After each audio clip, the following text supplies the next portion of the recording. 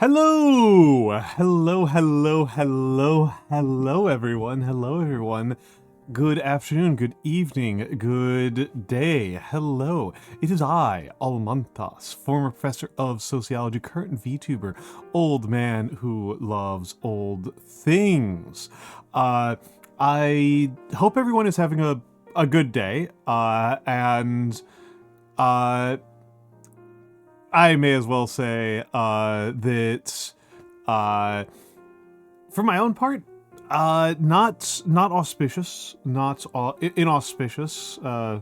Seeing Ring of Birds made me think about auspices. That is. Wait, hold on. Auspices is something else. Augury. Augury is the birds one.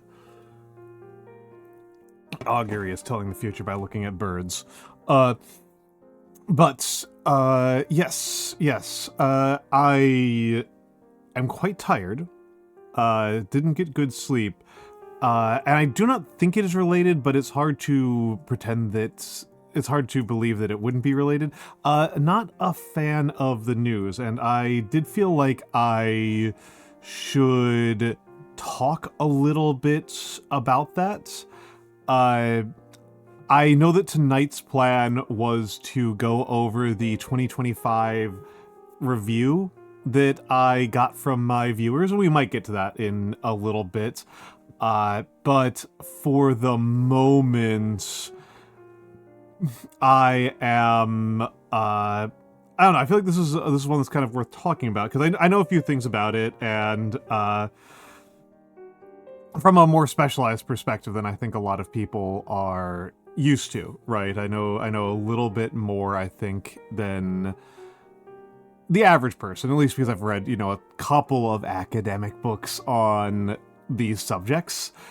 And so the US is doing some very stupid and evil nonsense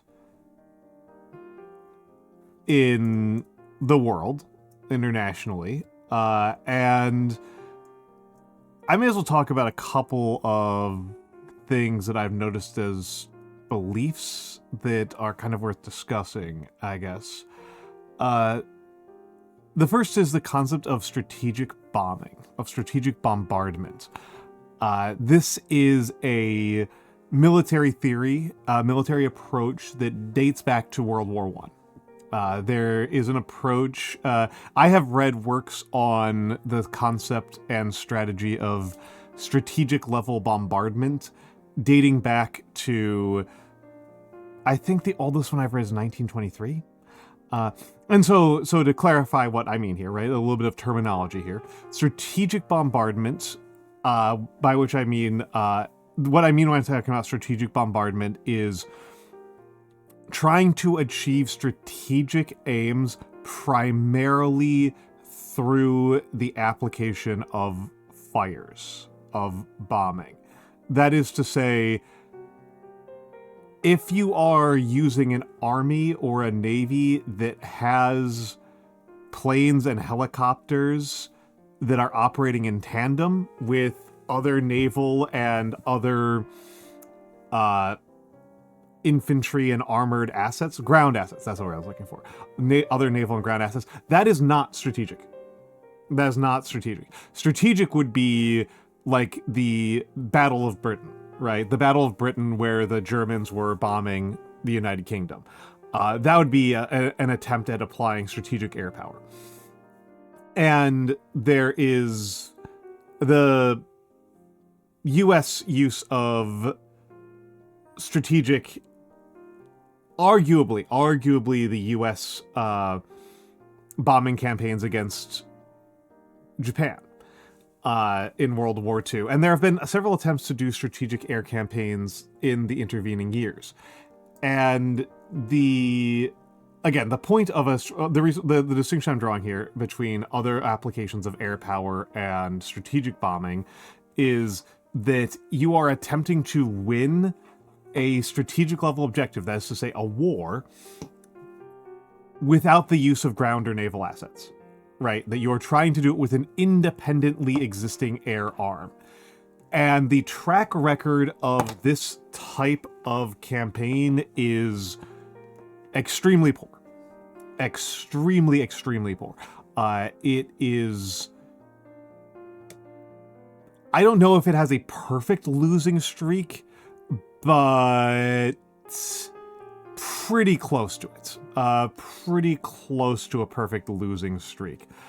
Yeah, the way this new history is being made. I mean, this has happened. This has happened where a degree feels obsolete as you are using it, right? There's a famous one that I remember talking to a younger person who was studying his economics degree in 2009, right? He was in economics grad school in 2009.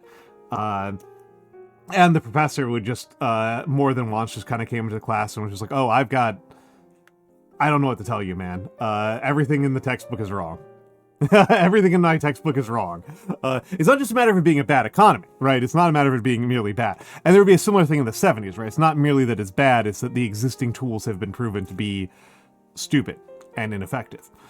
But yes, 2009 would be the, 2008 and 2009 was the housing crash. Yes. And also, thank you for the first time chat, Warthrone. It's good to have you here. But yeah, so the track record on strategic bombing campaigns is pretty dismal. And that's, I was pretty much done with school at that point. The track record on it is pretty dismal, and the United States is currently doing one against Iran without any stated objectives, and it's very difficult to imagine that it's going to be effective. There's going to do anything, I should say. There's going to do things that Donald Trump wants it to do. Well, yeah, you need things to blow up, and also one of the things that like video games make really unapparent to you, that video games like really are misleading about, is that aerial reconnaissance is really bad. Like even modern aerial reconnaissance is like really poor compared to on the ground reconnaissance. It's much poor. Just Takumi things. Thank you for the follow. It's much poorer. There's even a really good paper I read recently from Jason Leal, one of my favorite historians. That was looking at the differences just between like how mechanized a given unit is and how effective they are at counterinsurgency, and even just being in trucks reduces your effectiveness at doing reconnaissance compared to doing it on foot, right? Like even just trucks are a reduction.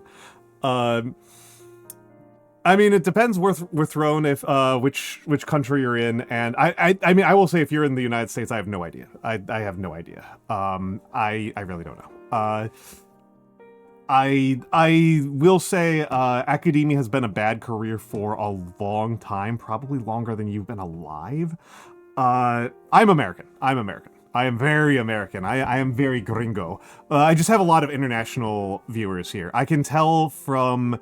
I know at the very least 2 of the people who have chatted so far are... No, 3. 3 of the people who have chatted so far are not American. I don't know the nationality of everybody who has chatted here, but I know at least... Actually, I'm not 100% sure. Sharkray, you're European, right?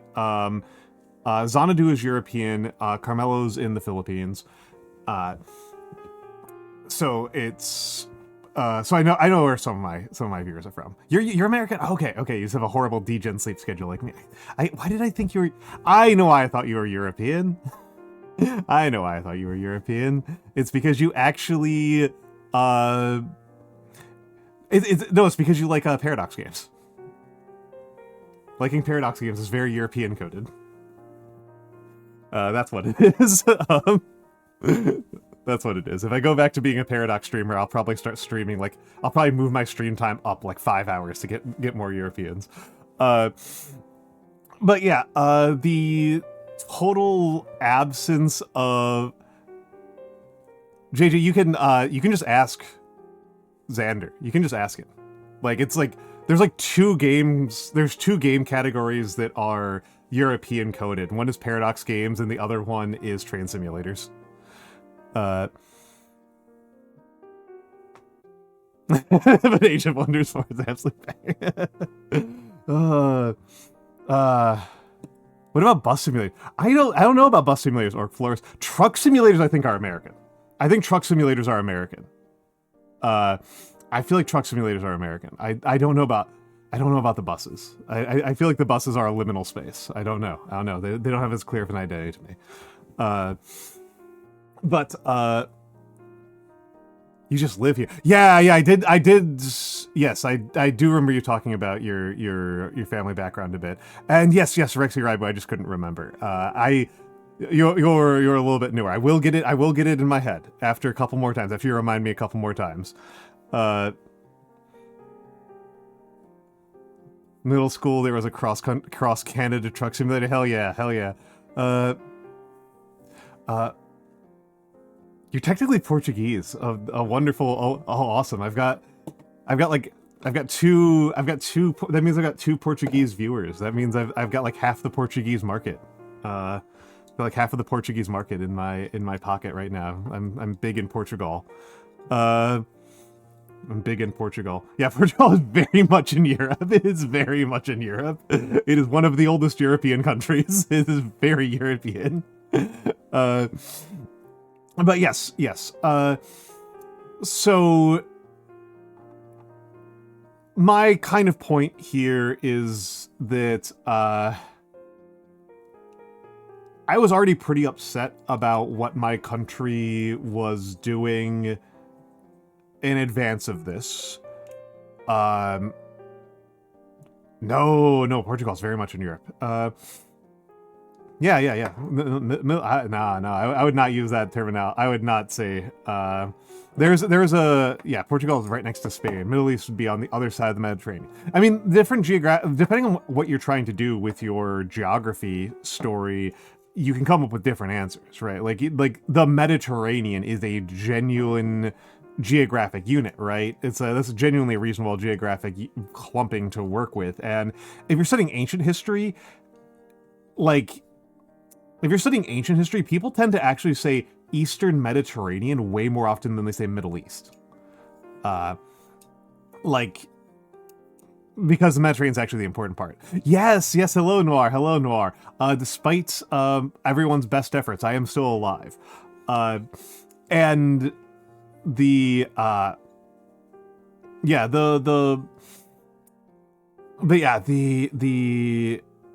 Anthrax failed. Yeah. We've got the Anthrax again. Yeah, or they say Levant. Well, it does depend a little bit, because Eastern Mediterranean is kind of used to be like inclusive of like Egypt. Is often part of what's intended to be included in there. And particularly if you're doing like Bronze Age, which is my favorite era, right? I love the Bronze Age. The Hittites often included in the Eastern Mediterranean. There's like a very big difference between the Eastern Mediterranean and the rest. I mean, there's always a possibility in the Balkans. You always have to be worried about them, unfortunately. It's quiet because the Montenegrins are doing their job correctly. That's why it's quiet. The Montenegrins are fulfilling their important social role. Yes, wine is an important historical product of the Eastern Mediterranean. That is true, Kirill. Oh no, now Worth One is definitely trying to cause a fight. And hello, Brown Girl Snatcher. Yeah. So So, I should get in the hellos. Hello to Amdis. Hello to Carmelo. Hello to X_A_N_A_A_A U _D_U_. Hello, the Zero Cross Product 539. Hello, Rexy Raibu. Hello, Just Takumi Things. Hello, Worth One. Hello, Ring of Birds. Hello, Shark Ray. Hello, I already said Rexy Raibu. Hello, RF_Kamos. Hello, of course, to Orc Flores. Let's give some quick shout outs to Kirill, who is a big camera nerd and an indie nerd and is a big gay orc. He's very cool. I like him quite a bit. And hello also to RGNoire, and shout out to RGNoire, who is a analog horror nerd and is also a big gay fox. And hello to Brown Girl Snatcher, and hello to Chic15, and hello Keith9599, and hello to Almantas. Hello to Almantas. And I forgot to say it. Hello to Almantas VT, and hello to Sari_bots. Hello. And of course, how could I forget? Hello to the lurkers and the VOD watchers. Yes, I'm sorry, Noir. And I do need to follow up with you. Oh, thank you to the anonymous gift sub to them. And yes, it is a moth. It's my little guy. My little guy. It's Inkwell. Yeah, Noir and I wanted to have a follow-up conversation about cooking techniques. And yes, that's something that we can discuss. I have been experimenting with a different cooking technique for tofu since I was in Japan. Normally I have been pressing tofu, and I have been testing a very stupid method, to my mind. What feels like a stupid method, feels like it shouldn't work. Hello, Akshi, and yes, it should. I've been cranky. And hello, Sparkly Anarchy, of course. Where Akshi goes, Sparkly Anarchy follows, and vice versa. Hello to the two of you. So the way that I learned how to cook tofu for a long time was to put a heavy weight on top of the tofu before cooking it. And the technique that I was taught in Japan was to boil some water with salt, right? You can just do it in so boil some water and then pour the boiled water, the hot boiling water into, oh, hype train, thank you for the hype train. Goodness, only one gift sub to get a hype train today. Thank you very much for the hype train. Put in a little bit of, so you pour some boiling hot water into a bowl with salt, and so you've got some very hot salt water, and then put the tofu in that. Preferably you chop the tofu first, cube the tofu or slice the tofu and then put it in the salt water and leave it in the salt water for about 5 minutes and then drain it. And stupidly and confusingly, yeah, it fries. The big problem with frying tofu is that it's too wet, and somehow a hot salt water soak does in fact pull water out of the inside of the tofu. I think this is insane.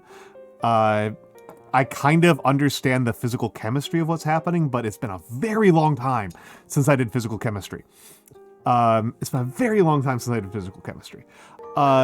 Oh, Music Drummer, thank you for the prime. Thank you for the prime for the 3 months. That's very kind.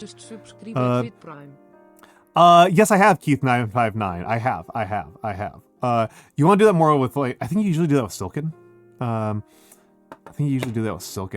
tend to find it quite sweet, so I don't tend to do that super often. I also don't tend to make salads very often. I like to cook my vegetables. And yes, Akshi, the reason why the title is so concerning is because I was not actually able to get my mind off of thinking about the news. And thank you, Anonymous, for the gift sub to Nice Tofu. Thank you so much. I suppose I may as well do a quick little ad read here and say that this is a viewer-supported channel. Your subs and your bits are what keep me in these nice warm sweaters, and what keep my ink bottles full and my brushes moist and my plastic flowing and my paper dry. That is, it is very important to me that we get to do that, and you know, I'm very grateful. I'm very, very grateful. It's such an incredibly strong sign of people's faith in what I'm trying to do here that people are willing to donate. And you know, if you cannot donate, I appreciate any chatting, any lurking, any clips, any you know, sitting through the ads. All of those help me as well, but the subs do feel kind of special. They do kind of feel special. And yes, Orc Florist, the news is evil. Yes,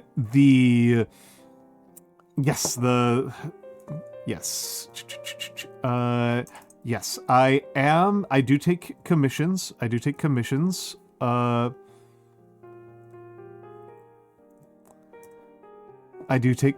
over on Ko-fi. Oof. Yeah, that's wow.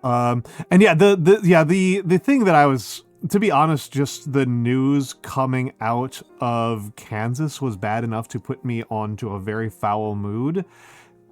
The news coming out of the Middle East is extremely dire, and to kind of recapitulate what I started off with, because I think it's valuable for people to kind of know, is that the type of campaign that the US is waging against Iran has an extraordinarily poor track record.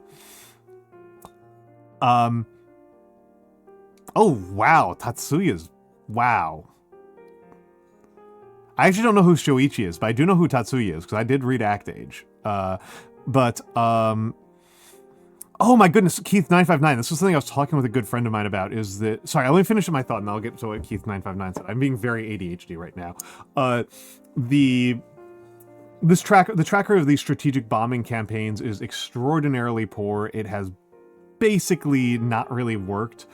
The best example of it working in a meaningful sense is against Japan in World War II, and there are two really big caveats to that. The first is that it involved nuclear weapons. That's kind of a big one. That is kind of a big difference. And the other thing is that it wasn't actually just an air campaign. This involved the total, like, the Japan did not just surrender because they got bombed. They also did, in fact, lose an enormous amount of land to direct attacks. And, in fact, wars have been won entirely at sea before. The Japanese Navy is still almost entirely on the Pacific floor. And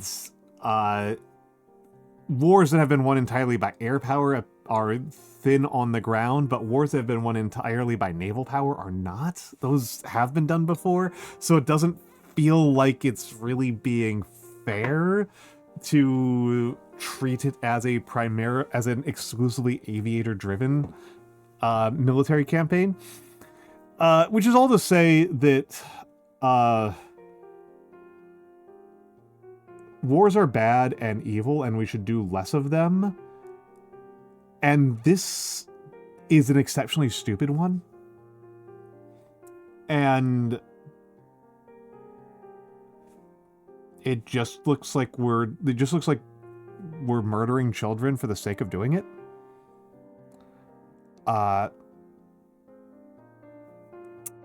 So, you know, I don't know. I know that in VTubing we're trying in general to put on like a good show, right? We're trying to put on a nice time to distract people, but I think that would be insincere of me. And I don't think that people want to hang out here for like a total distraction. I think it's bad. Kirill, I think that both of us are probably on the same page here. That I think we both don't respect that that cultural norm. I think that it's important to talk about important things, and I think that avoiding, like, I understand that some people are not the type of person you want to talk about, and that sometimes in your life you want to just avoid thinking about the big issues. But I think that that's not a good way to live your entire life. And I don't think that the people who show up for me are the type of people who just want to forget the real world exists. Also, thank you, Anonymous, for the gift sub to not a big fan of the government. Yeah, understatement right now. Understatement right now. And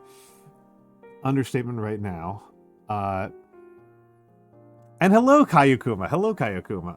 Another VTuber to give a shout out to. We are on the serious news train at the moment. We are on the serious news train at the moment. Yeah, and if I'm being really grim, you know, the total failure of the opposition parties in the United States to oppose is actually a really dire sign to me.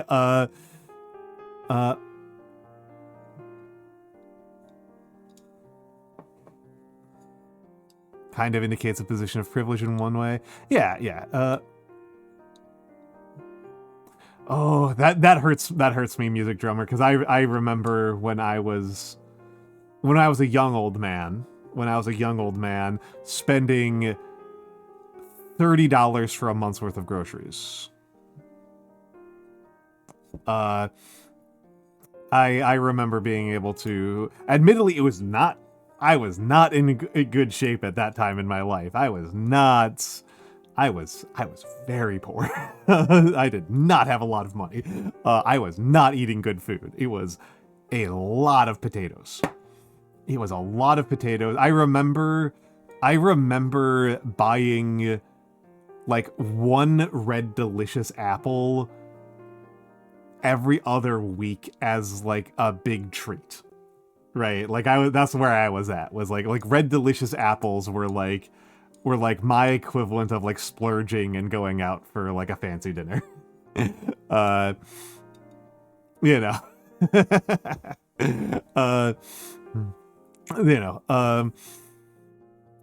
Yeah, well, I mean, Keith, it's worth saying that, you know, science fiction is not the same as reality, but also if you are paying attention to the science nonfiction about artificial intelligence, yeah, no.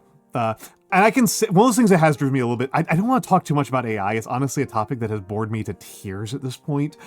AI is not actually about the things it says it does. It is a permission structure. It is about permission. It is about legal justification. Artificial intelligence, the types of artificial intelligence people are talking about are not revolutions in what we can do with programming or labor. They are revolutions in what we can do with legal arguments.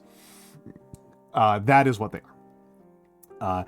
And if you had worked in large-scale bureaucracies already, which I had done before I was a VTuber, I worked in a fairly large bureaucracy.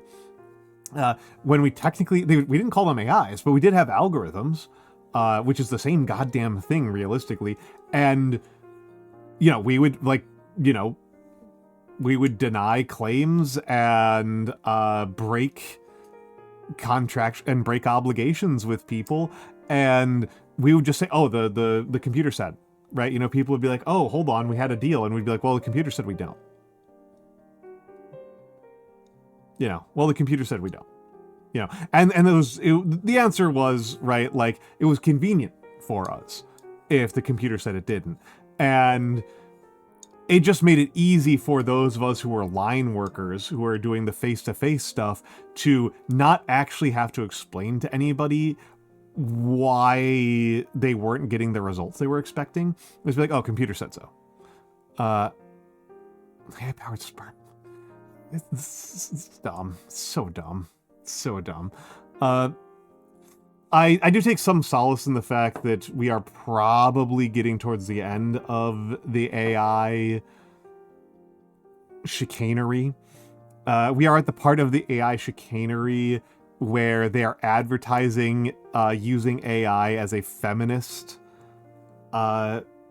activity, which is based on the Bitcoin and NFT bubbles, is usually the sign that they are really running out of gas, is when they try to do like, oh, this is important for marginalized communities. That's usually a sign that they've run out of the easy money and they are just trying to refurbish. Yeah. I saw an article that was like, oh, women are using AI less than men, and this is a sign that this is going to increase the wage gap as women fall behind in a fundamental skill for the future of the economy. I was like, okay, no. Dumb. I think 2 years is probably about the outer limit for it. I think that 1 year is pretty realistic. I think 1 year is pretty realistic for the continued survival of for the continued momentum.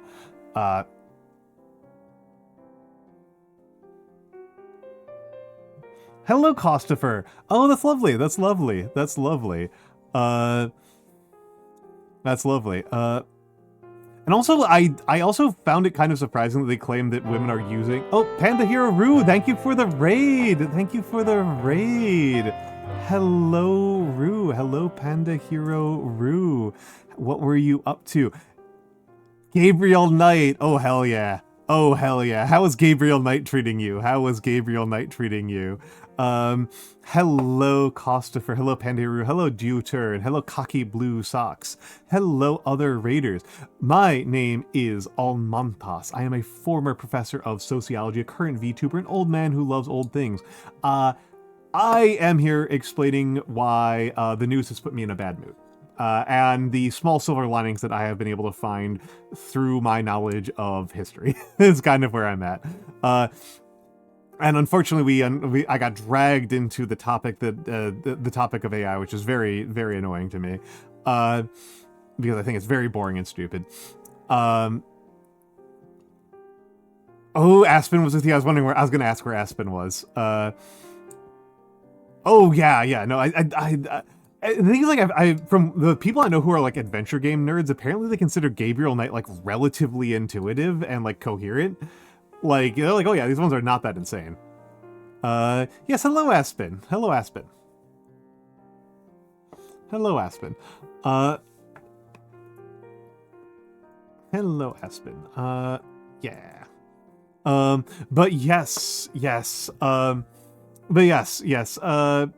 To give the kind of very short Cliff Note summary of what I was saying up top, the US appears to be involved in a completely strategic bombing campaign of Iran with no intention of using infantry assets to get anything done, which has a track record of basically total failure throughout all of history. And combined with the fact that no actual demands have been made, you can't really win a war if you don't have objectives. That's kind of a fundamental piece of logic that, like, you can only win a war if you have an objective, because then, like what? I don't like what? And hello, Digiranma. Gabriel Knight 2 is not so bad so far. Okay, because it's post-miss.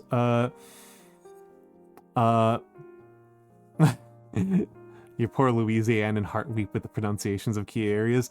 I mean, Khaki Blue Socks, if you always want to have fun, the expose French people to Wisconsin place names. I've always found that to be really fun. So Kayukuma, that's actually a fun part, right? Officially, the United States has not declared war since, I think, World War II. And what's very fun about this is that Donald Trump has said that we're at war. And several other places have had, several other parts of the government had to clarify that when Donald Trump said that we're at war, he was actually just being deeply metaphorical, which is not great. However, it is worth saying, of course, that the president does not actually have the authority to declare war, like, legally. Declarations of war have to be done by Congress. Yeah, the thing is, like, we're also not behaving. Oh, thank you to the anonymous gifter for the gifting to What Is It Good For? You are being very generous with these gimmick gift subs. It's very kind of me. Very kind of you. Very kind of you. No, we didn't declare war on Afghanistan. Oh yeah, Aspen Dracina's model is wonderful. No, I think our last declaration of war was on, like, Nazi Germany or something like that, or like the kingdom of, like, fascist Romania. I don't even think we declared war on North Korea. No, we had an authorization of use of military force, which is technically different. Yeah. Yeah, we did have the war on terrorism and the war on drugs. Yeah, they don't tend to declare war anymore.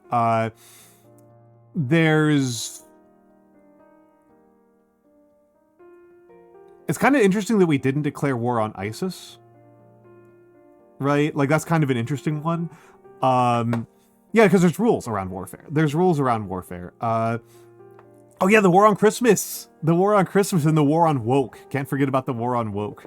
But yeah, we might actually get a declaration of war out of this one because Chuck Schumer's objection to child murder is that he wasn't consulted beforehand, which has made me very, very angry at my senator. A man who I've been angry at for possibly his entire lifespan. Probably the entire time he's been in Congress, I've been mad at him. Hello, Ganma. But yeah. So, and the real sign that this is a very dumb form of trying to do,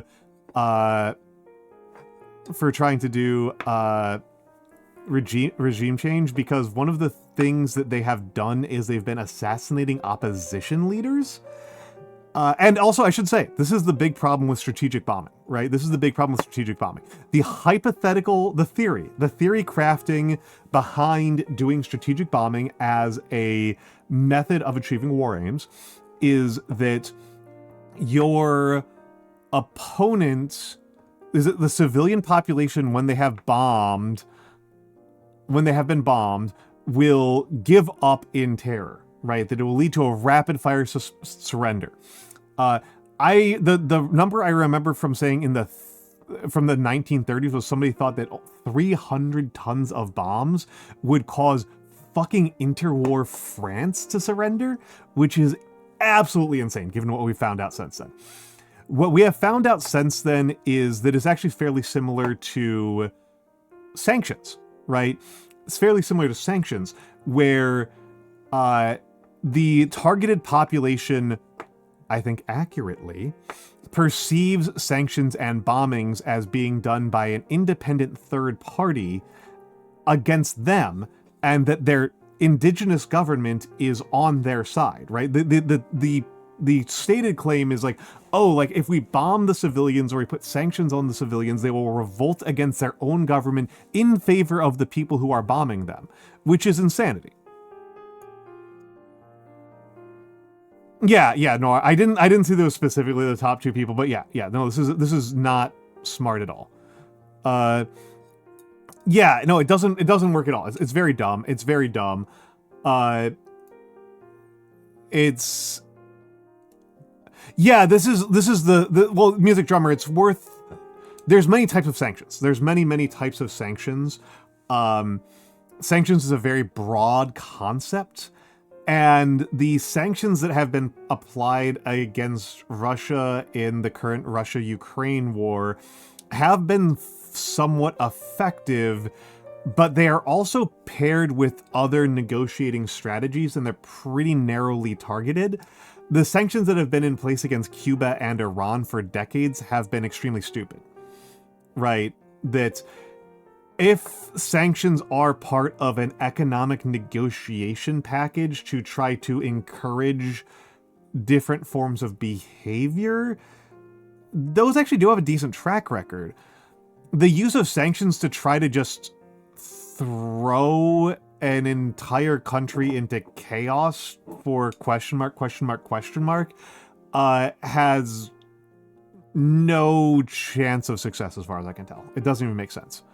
It's effective. It's made, and also, Keith, has also led to some very weird stuff. Like the Russian war has expanded into North Africa. Like Russia and Ukraine are doing proxy war stuff in Benin and Niger, which is, I don't think, what Russia would like to be doing, right? I do not think that that is what Russia would like to be doing with its special forces. And it has been made considerably harder by the loss of Syria as a staging ground for doing those, for transiting from Russia to North Africa. So it's, yeah, it's also led to the, yeah, it's probably saved quite a lot of time. Oh, hold on, yeah, RF Comos. Hold on, let's see if I can find it. Let me see if I can find it. Where's a good one?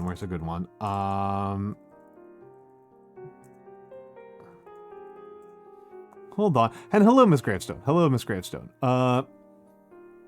Yeah, I mean, the part that makes me just feel so crazy is our own opposition party isn't even trying to, like, save their own skin.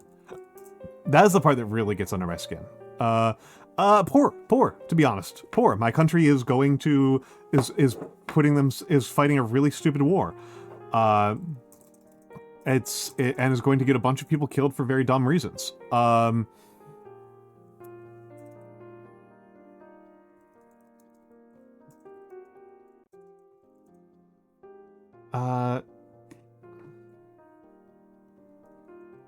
Yes, hold on. Somebody was asking for, yeah, Komos was asking for this. Here's a decent explainer. Here's the explainer that I liked. By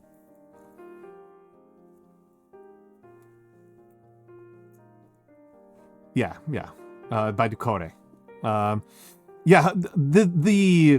Honestly, Kirill, I think that it's been, and actually I should say this to Noir, it's been much longer than 2016. If you want a really brutal way of putting it, it's always worth remembering that why did Joe Biden get into politics? Joe Biden got into politics because he was opposed to busing. Joe Biden became a Democrat and went into Senate in order to fight on behalf of segregation. And he gets to be treated as like a guy who's got an incredible, amazing track record on wokeness. It's fucking infuriating. But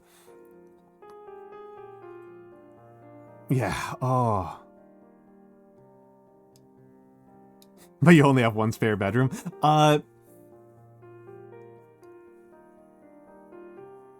There's been a major... It's been... I have been around the block long enough to... remember people talking about Reagan as if it's just like this impossible way for anything to happen.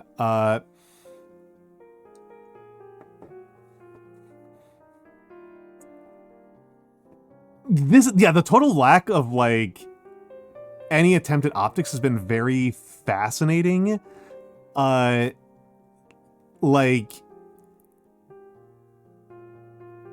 It's been very strange. This is a war that has like people have been saying like, oh, this is to try to do like an approval ratings grab. Yeah, but this war has a 21% approval rating. Right? Yeah, they're doing this for optics. I will be honest, the most coherent, the only explanation I've seen for why this happened is the Kalshi bet thing, right? Is that like a couple of people made a couple of $1 million off of Kalshi bets. I just think that like some of the people who led this war effort were just did it because they placed positions on Kalshi. And they just wanted to make a bunch of money, and they didn't give a shit about what it did to America or to Iran. It might be an approval grab. It might be that Donald Trump is just like that bloodthirsty for like type of war stuff. If it is an approval grab, it's extraordinarily badly misjudged. It's extraordinarily badly misjudged because, like, that makes sense to me. I don't think they do. Yeah, the poly market. Oh my god. Yeah, that is like the closest thing I got to an explanation. But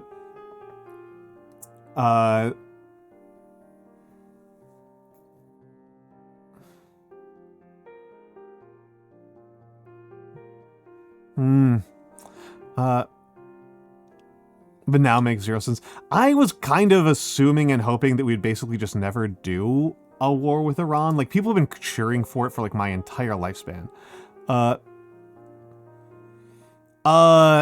You can come on, but we're about to go into ads. And hello, Vovern. Hello, Vovern. We're about to go into ads, and during the ad break, I want to use the bathroom. So I'll go into the VC when we take the ad break. When I come back from using the bathroom.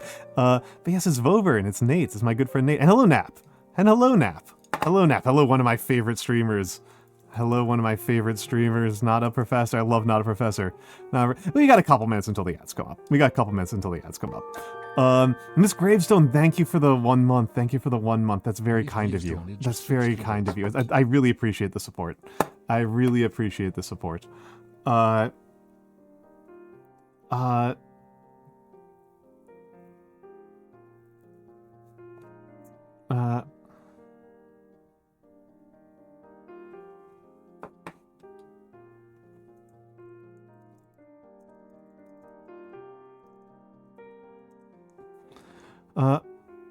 Don't want ads, it's too early in the morning. I am sorry to say it, Miss Gravestone, you will just instead be looking at the fan art gallery.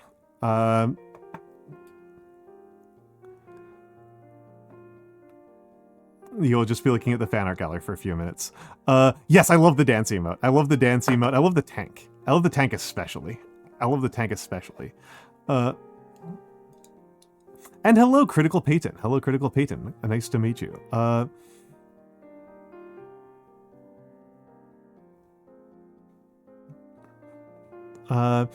Yeah, I mean, a big problem facing this administration is the complete lack of, like, sane people to get advice from, which is probably something of a problem where the United States has developed a tragic broad-spectrum leadership crisis across all levels.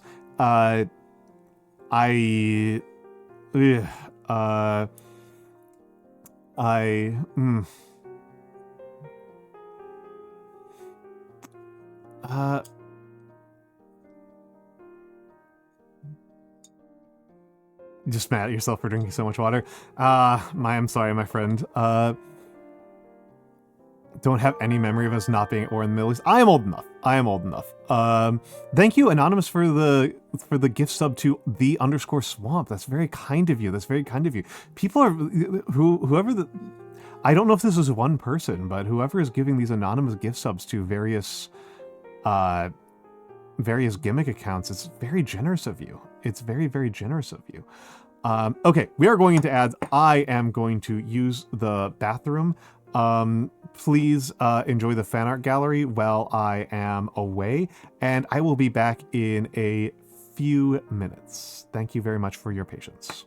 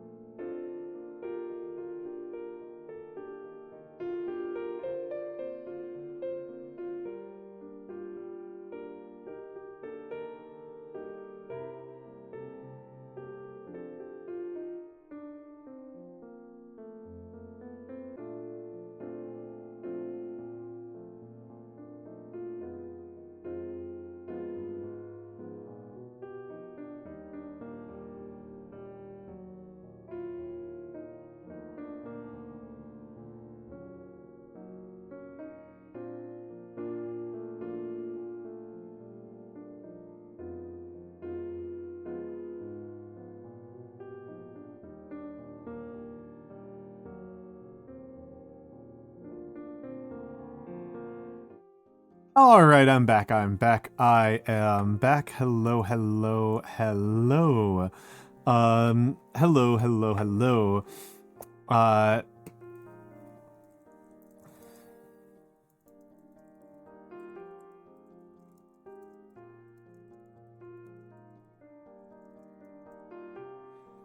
Uh, but yes. You got a sports betting ad during the break. Thank you for telling me. I want to hear what people get for ads. I'm actually kind of curious about this sociologically. I'm actually kind of curious about this sociologically. Oh, thank you to the anonymous gifter. Gifted one sub to welcome back. You're being so generous. I don't cry easily, so it is unlikely that I will cry during this stream, but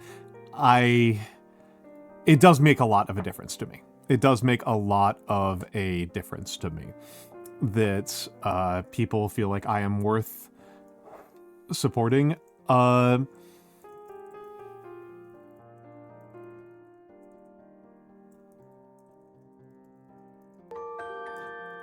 Miss Gravestone, thank you for gifting to Nap. Oh my goodness. Now I'm happy Nap has my emotes. Hooray. Thank you so much. Very kind of you. Very kind of you. Farming me I knew you'd do for that. book recs. Oh, hello, Noir. I thought you didn't. And also, I guess hello, DJ. You're fine. All right. Sorry, DJ's in the background here. Yeah, I can hear. Hi, Al. I can tell it's DJ. Hello, DJ. You're on stream. If you didn't know. He's being mean to me. I cooked dinner and I thought he didn't get any because he snuck in behind me when I was waiting. Sorry. All right. Well, sorry, DJ. Love you too, asshole. Yeah, bonk DJ with muffins. Do you want to get hit with muffins?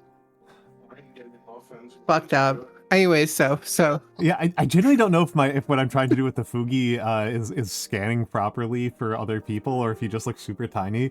But I do really enjoy having the Fugi set up so that people are sitting on a chair in the back with the whiskey. Oh yeah, it's because the Fugi is like a full body thing. Like even on my own stream, I just like you just cut it out. Yeah, I just cut like the top half. yeah. I know. I've been known to do that. Well, I'm standing on the chair because I'm canonically 1 foot tall, apparently. So we're just gonna roll. Actual fox size. Unlike Inari, who is 6'11" or some crap. I feel like it keeps going up. Canonically, I am 5 foot. Canonically, you are 5 foot. Canonically, you're like half the size of Inari. Yeah. But yes. So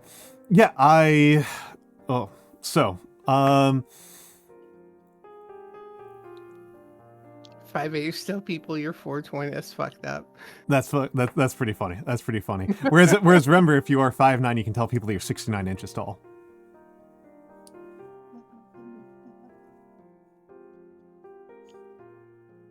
Okay. We're gonna move on from that. I can make it worse. I know you can. Okay. Please don't.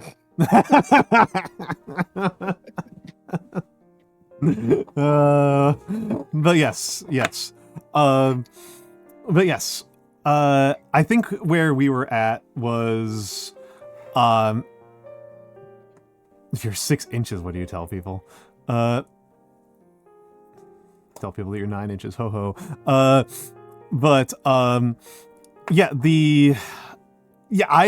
was already like in a pretty foul mood before we had the attacks on Iran because of the news coming out of Kansas. Yeah, I commented on that on my stream the day I got the news on it, and I was very upset. Like I was reading off the thing from it on stream because I have a trans friend that's actually from Kansas that showed me her letter, and it really agitated me.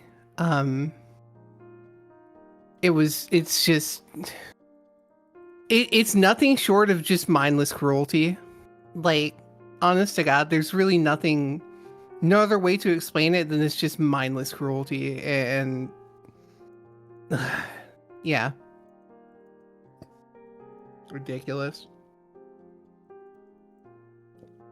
Go ahead, Al, sorry. I will give a quick cliff notes here because I don't know if it made as much of a splash outside the United States as the United States attacking a country of 70 million people. Kind of a big deal. Kind of a big deal. So to give a small piece of clarity that people may or may not be familiar with, the United States has 3 types of IDs that are used fundamentally. We fundamentally have 3 types of IDs that tie you to existing as a person. One is your social security card, which is functionally what you get for being born. Hello, Vex. Hello, Vex. I will do the workout after I finish this explanation. Let's give a quick shout out to Vex and Cat, who has raised an enormous amount of money for Room to Read recently, and it's her birthday, more or less about nows. And the so the social security card is basically like, it's just a number. Right, the social security card is assigned to you at birth. It is just a number. If you emigrate here, or you end up paying taxes here, thank you for the gifts up to Vex. It was your birthday last Tuesday. Yes. It was your last week. It was your birthday week. It's honestly very simple, Rexy Raibu. It's a government ID number is what a social security card actually is. It's a government ID number. It really exists for the purposes of taxes. It's if you come to the United States and you live here long enough to like pay taxes, you will get a social security number. In some ways, that's actually the most important one, but it doesn't have a photo on it, and it doesn't really. It's just a number, is what all it is. It's just a number and a name. That's all that's on there. And then we have passports, which I think everybody kind of knows what a passport is. Everybody kind of has a passport. I should say every country has a passport. Most people know what a passport is. Many Americans do not have passports. Passports are actually kind of a pain in the ass. They are not in common circulation, and they're such a pain in the ass to replace. Same with social security cards, that I usually keep my social security card and my passport both in a locked waterproof box. Right? Like, I almost never let them see sunlight. And then there is your driver's license. And the driver's license is our actual ID card. That is our actual national ID card, is our driver's license. They are kind of confusing to me. They're kind of confusing bureaucratically, I should say, not to me. Bureaucratically, they're kind of confusing in that driver's license are issued by this. They are different. Each state has a different driver's license, and also the management of driver's licenses is generally done by the county. Yep. But the driver's license is your actual real identification for Americans. That is our actual real identification. If you're an American who cannot drive, you will be given you can get a non-driver's identification card. These are generally seen as kind of less real than driver's licenses. They kind of mark you out as a kind of lower class of person if that's what you're using. Yep. And some places will not accept them as readily. And yeah, so that's fundamentally our real identification is the driver's license. And so, yeah, there's also subcategories like real ID. Yep, that's real true. ID.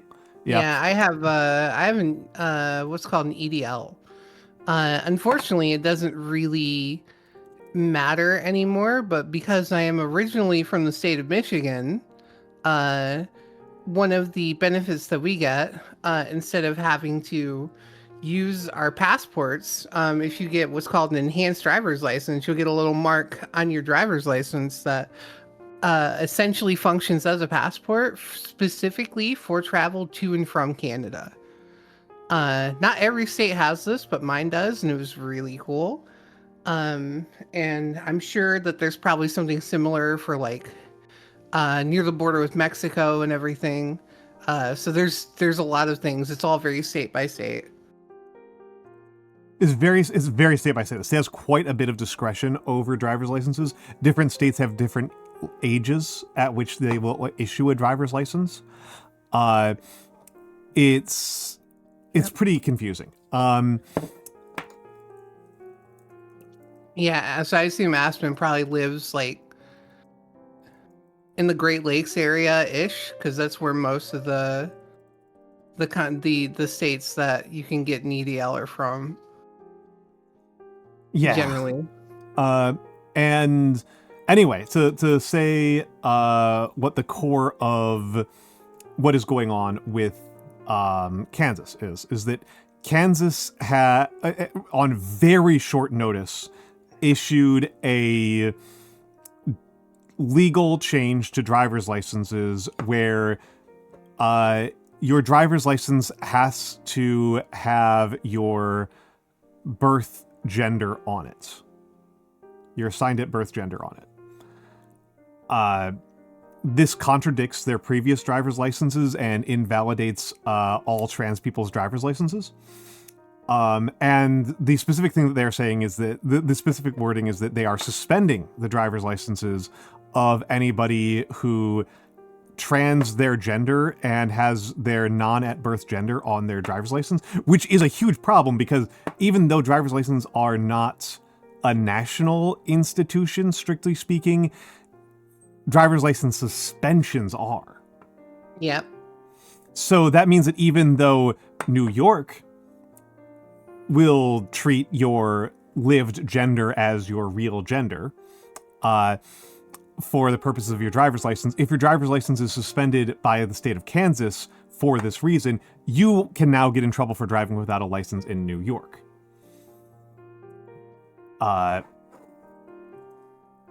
The worst part about it too was typically when sorts of things of these variety happen, there's usually a grace period. Like usually these laws are written in such a way that there's like a period of time before they would go into effect that gives people who are affected by it time to do whatever they have to do to correct things or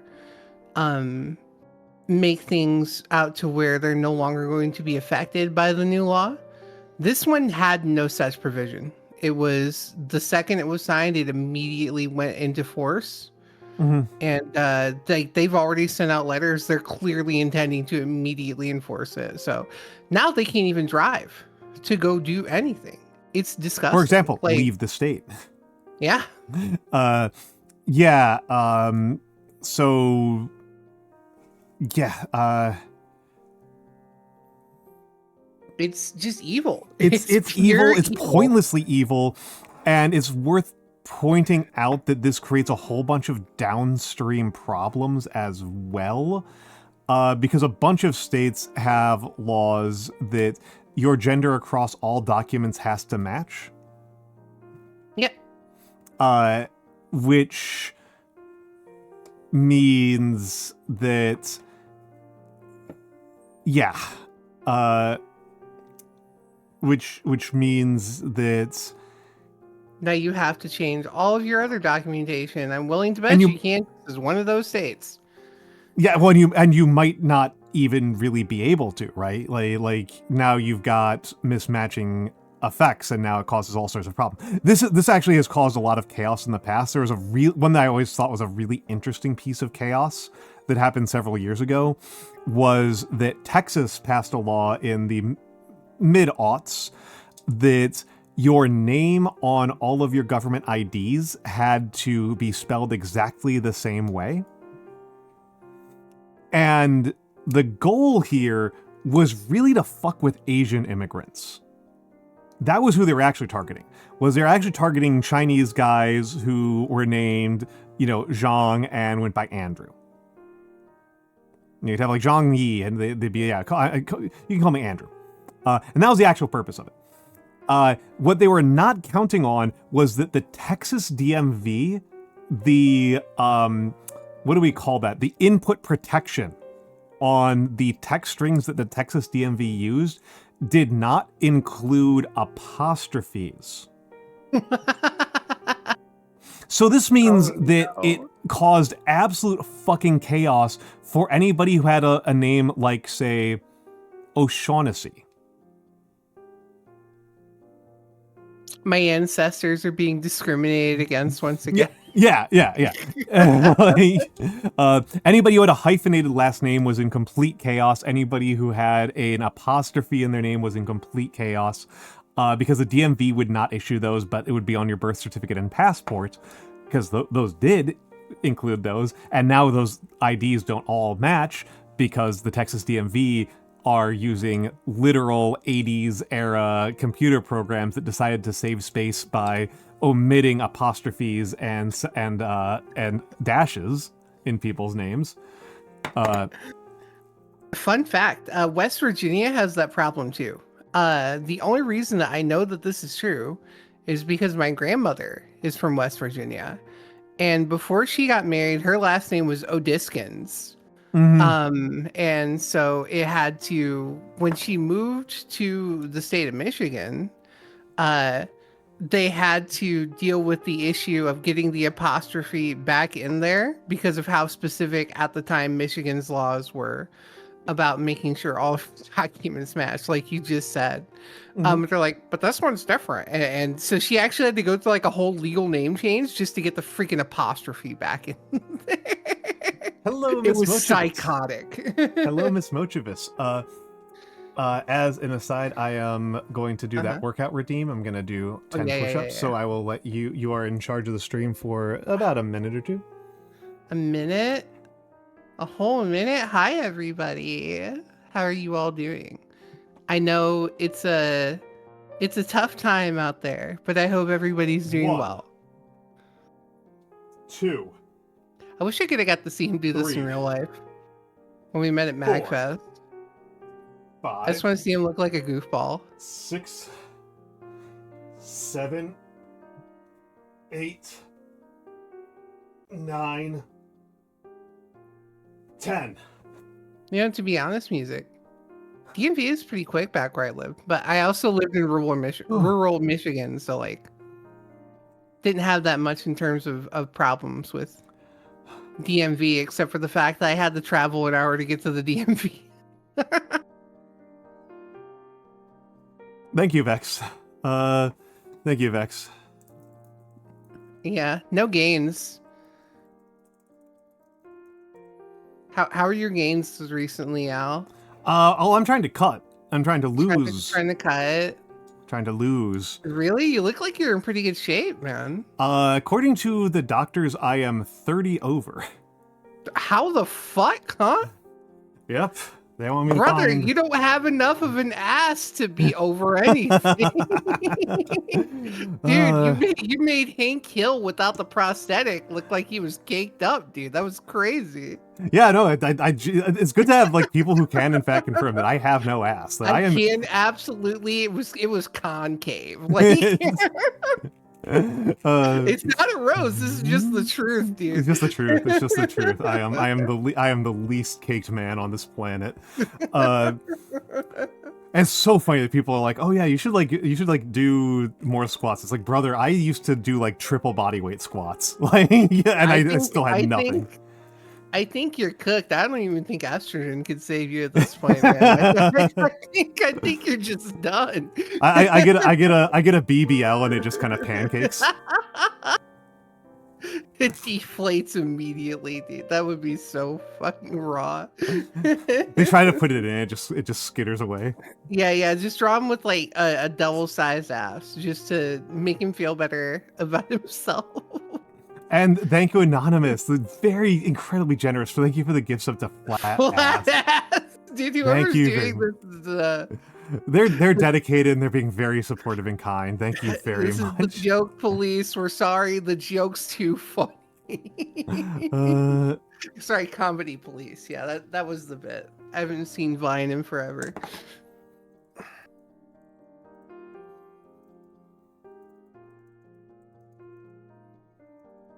But yeah, yes.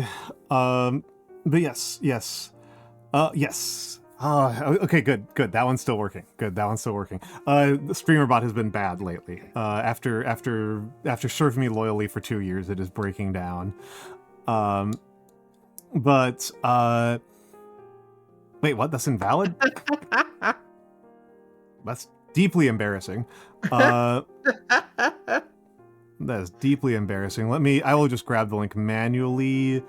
Invite to server. That's awful. I'm so sorry. Oh yeah, Okay, I they think did change.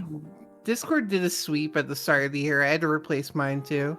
Oh, well, okay, that would be why I wouldn't know, because I barely streamed at the start of the year. Let me go find that one. Discord. Okay. Fixed. And save that. Change.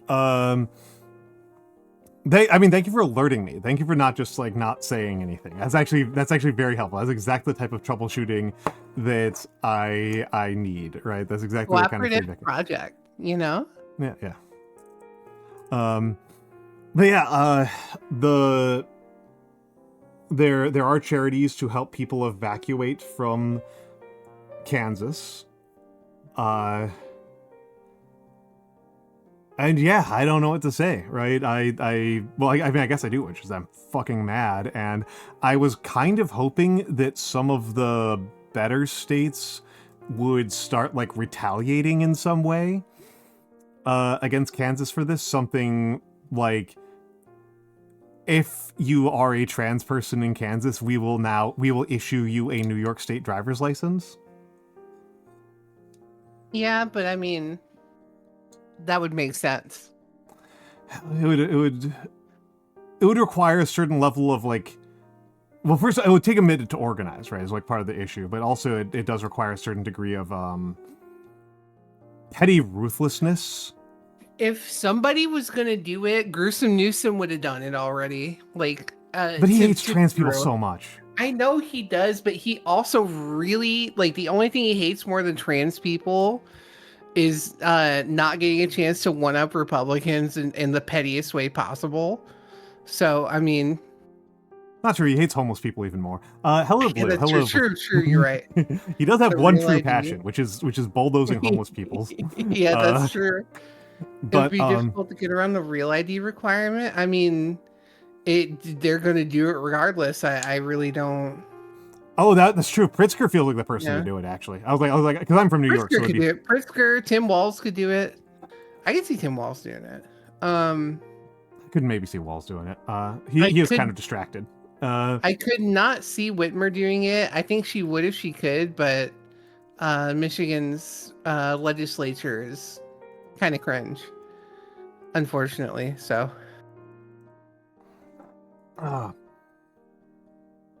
Yeah, it's unfortunate. Walz's response to a crisis has been depressing. It's putting it lightly. Yeah, it's been very disappointing. But yeah, this feels like a Pritzker. A Pritzker win to me. We should just get Mamdani to be like the governor of New York. He would do it. He'd do it so quick. Maybe he has stumbled. He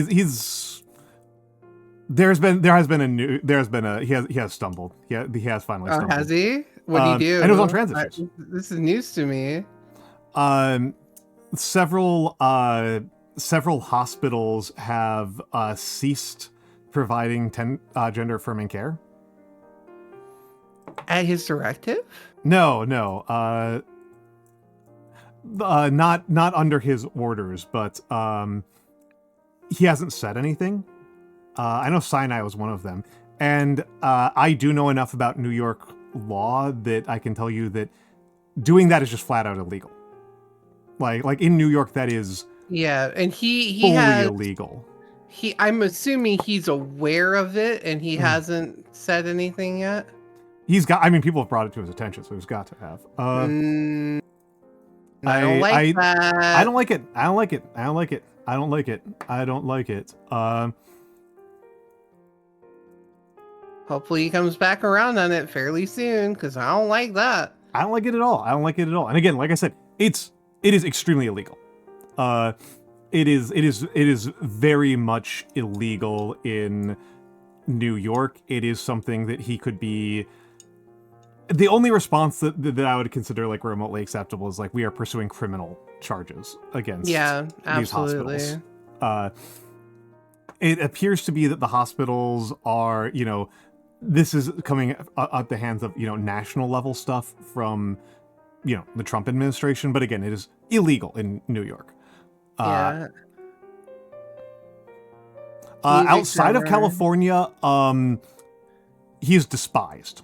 Yeah, I don't know what the I don't have my hand on the pulse of like the average liberal on this one.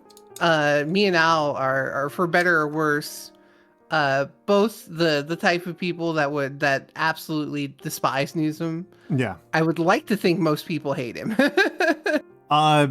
He has a certain amount of favorability with a type of boomer. There's a type of boomer who likes Newsom, the type of person who thinks that like calling Donald Trump Drumpf was like a real masterpiece. Yeah. Among that crew,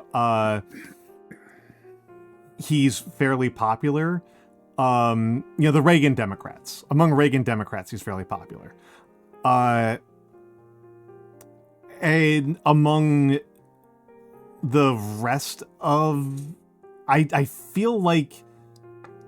the California thing is actually kind of a mark against him, but also when people tend to, like, witness how he behaves, they view him as sleazy and dishonest.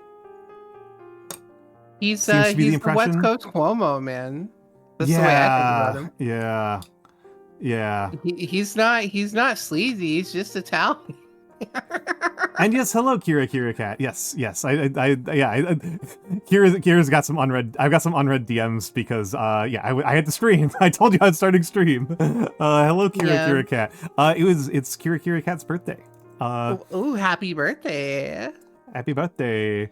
I don't think Newsom has enough steam anymore, man. I don't think the appetite's there for him to run in 28.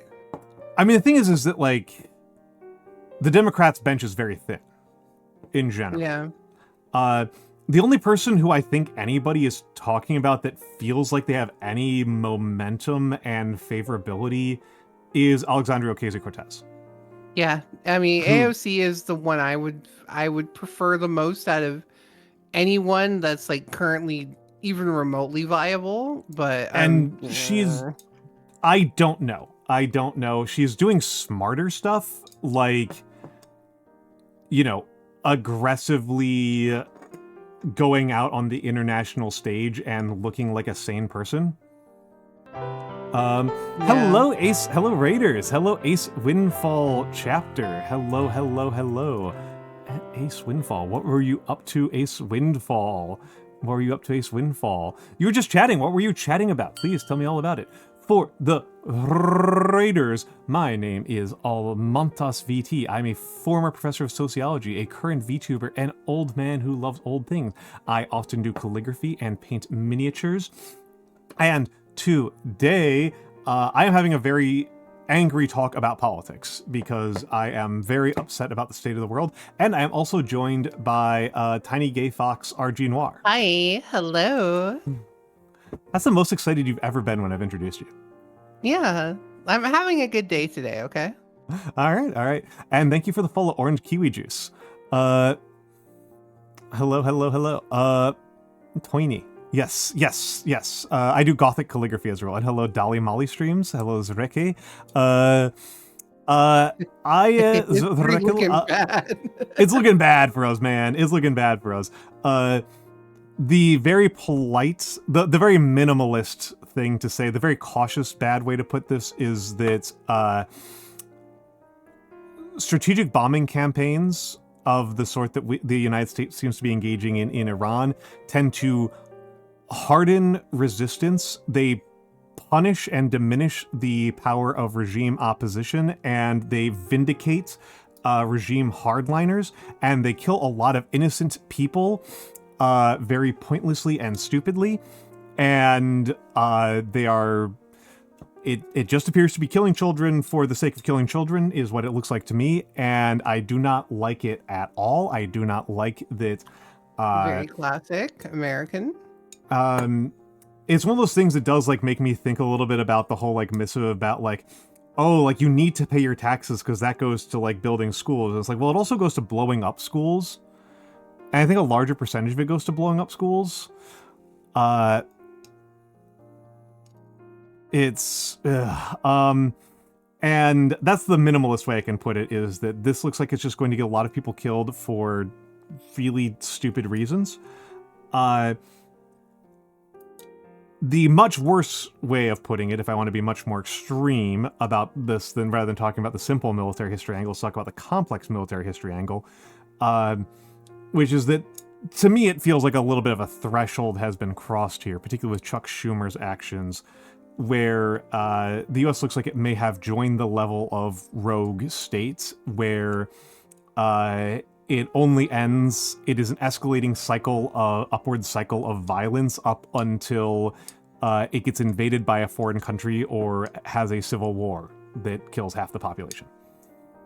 So that's a really cruel way to put it. And hello, Asim. Good to see you again. Good to see you. Good to see you. Yeah, I am feeling pretty grim, and I welcome in Raiders. And I am just kind of the type of, I have often had the streamer, not discipline, but streamer tendency. The streamer brain tendency to try and just be fun and cute and nice when bad things are happening and act like I'm not paying attention. And I have learned that I don't like this, and I don't think it's good. Oh, you're graduating from manga school today. Congratulations, Rexy Rabbit. Congratulations. Yeah. Yeah, well, it's I think for myself and for honestly the type of people who show up to watch me, they would rather talk about their feelings than not confront them, than bury them. That's kind of how it feels to me.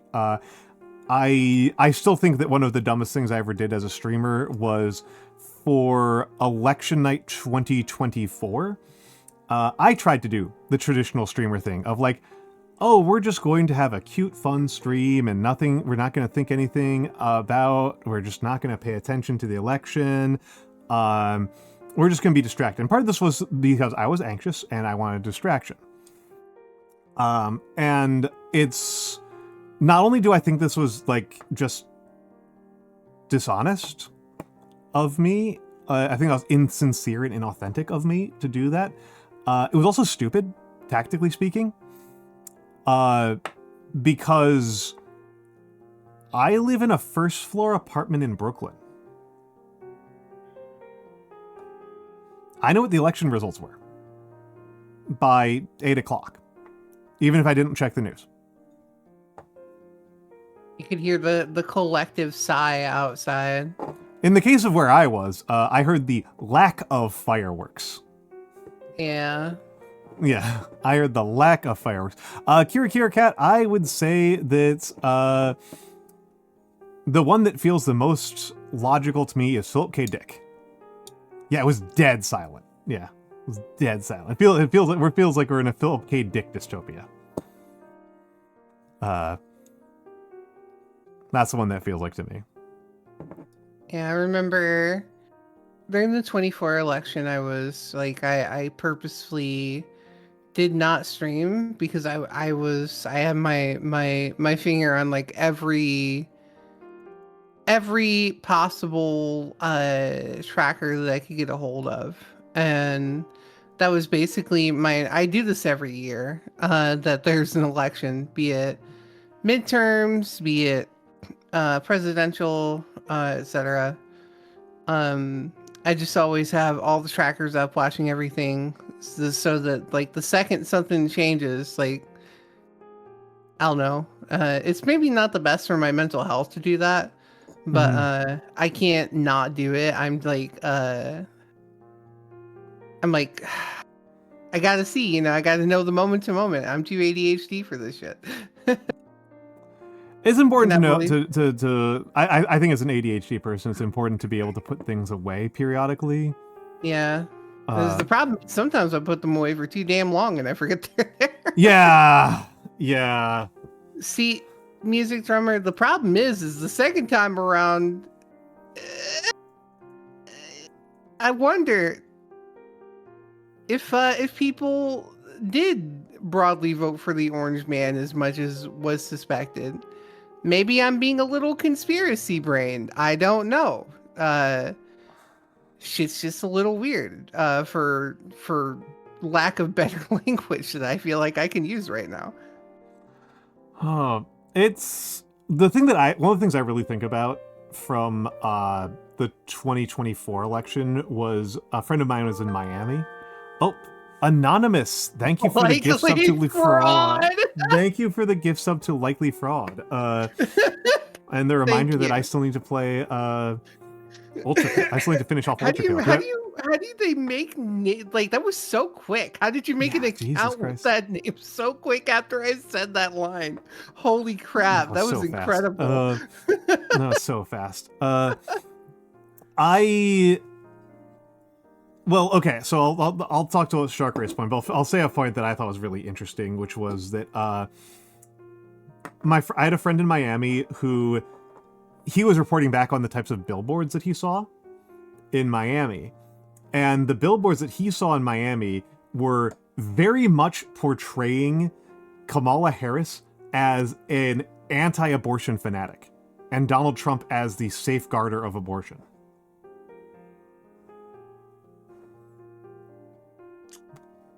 And beautiful. It's worth pointing out that in Florida in 2024, they also had a statewide referendum on statewide abortion rights, and Donald Trump carried the state about 59-40, and that motion was voted on 59% pro-abortion, 40% anti-abortion. Which is to point out that mathematically, no less than 10% of the Florida electorate both voted for Donald Trump and voted for statewide protections for abortion. Do I have to say the line again? I actually don't know what your line is going to be. Oh. I said this to Meeks last night when we were having dinner. The number one candidate is a progressive ballot measure that is not assigned to any political party. Yeah, people will consistently always vote for these every single time. It's been proven in American history over and over and over again. Remember that the same year that Trump won the presidency in 2016, Florida, deep red state at the time, still is, also conveniently approved a progressive ballot measure that set the state's minimum wage to $15 an hour, and also approved, I believe it's the first of its kind, a measure that allowed for felons to be able to vote again. Mm-hmm. And I mean, like, what can you do? This is what it is. Like, America is like, politics in America are all about like optics. It's purely optics. If you say something is a certain way, like, all these weird team sports people are just gonna follow along with it. Like, nobody cares about actual policy. Everybody just cares about making themselves look good. It's awful. It's ridiculous. it's very, very frustrating.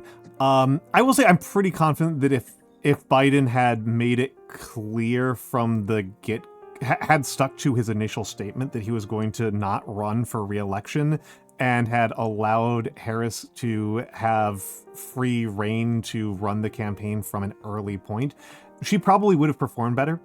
However, I don't think she would have won, though. I don't know. I'm not sure. am very... I do think that that qualifies as a level of sabotage so extreme that it counts as being a dramatic ally to Donald Trump. Honestly, kind of. Yeah, you're not wrong. But I mean, like... But also she did run a very bad campaign on her own merits as well. She ran the most dog shit campaign possible. Like right in the middle of the most publicly televised genocide in human history. She's like, we're going to continue to stand Israel. And like when polling came out afterwards, the number one thing that kept people at home or kept people voting for third party was because they didn't want to vote for somebody who was supporting and enabling a genocide. Yep. And if anybody gives you crap about that, remember, they knew at the time that they were going to lose votes over that. And they still did it anyways. And they did it gleefully and bragged about how they didn't need those votes. So they made a strategic decision that people who think genocide is bad don't matter. And hello, Momo. Yeah, hello, Momo. And thank you for the gift sub to stupid_wedge. And it's, one of the advisors were extraordinarily bad. The advisors were extraordinarily bad. The moment that I really remember realizing that we were in a lot of trouble, was the smartest thing that the campaign did was get walls on. Walls was a good choice. I also Walls think is a great choice. Her thing with tackling affordability was like big, and she really needed to hammer that home more because that was like probably her best talking point. Like you know, because that's the one thing that Americans are really majorly dealing with at the time was the inflation crisis. And she could have been like, hey, you know, this is what the Anti-Inflation Act or whatever it was called, the one that Biden pressed that actually did help with inflation, like a decent amount. Like, this is what we did. This is what we want to continue to do. But instead, she was just doing all this like Warhawk shit. And like, of course you're going to lose when you do that. When your opponent's a complete madman who will say whatever fucking lie he wants to say in order to get any specific individual person to vote for him. This was the thing that like really struck me as the bad advice, right? It was like getting on walls was really, really smart. Getting walls on was really, really smart. The part that was the moment I realized we were really fucked was the reason why walls was such a smart choice was that walls was really unafraid and really unambiguous about pointing out that Vance and Trump are weirdos. It was funny at the time. Yeah, they are weirdos and creeps, and a lot of their power comes from the aura of masculine invulnerability they have, but it is, as I say right there, it is purely an illusion. It's purely an imago, right? It rests on other people taking them seriously, and if you refuse to engage with them as if they are serious adults who you can deal with, which they are not, right? These are not serious adults that you can deal with as if they are normal people. They are weird assholes who you have to tell to shut the fuck up. They are children. If you treat them as they actually are, you look like an honest truth teller. And they look like bloviating stupid windbags. And then Walls was doing a good job on that. And then by the time of the VP thing, he moved away from that, right? He moved towards like being conciliatory and nice towards a guy who was just like, no, fuck you, right? JD Vance was like, no, fuck you. And Walls was like, oh, man, surely we can get along. Surely we can get along with the couch fucker. And the couch fucker who like throws his own family under the bus with a speed and alacrity that is just impressive. Yeah, Democratic campaign advisors are, the national level DNC advisors are. I remember the very. I don't know. They have one of the worst records on the planet, right? Like there are so few careers where you can have that kind of the kind of failure rate that they do and get to keep your job. Arguably, they are more important to the party than any of the elected officials. When they were doing the post-mortem on the election, like the Dem campaign wizards, the first thing they did was blame trans people, which is like ludicrous, fucking ludicrous. Shark Ray, I gotta say, man, it doesn't matter if you piss off the pro-Israel people, because the reality is like, this is not a question of strategy. This is a question of moral and ethical, like standing. Like, I don't care about how much Israel is an ally or how much we support them or whatever. Like going beyond the imperialism stuff. If you morally and if you think there's ever a point where you're like, do I pick between the people who are murdering and the people who are being murdered, and you ever think that this is something where you have to make a strategic choice on this, maybe you're an awful person and you should probably burn in hell. I'm sorry. Like, just genuinely. like this is a no-brainer. This is like not a question that should be asked. Well, it's also kind of an interesting thing, right? Because it's like the big it's really worth saying that the big question in running an American election, right, is enthusiasm, is voter enthusiasm.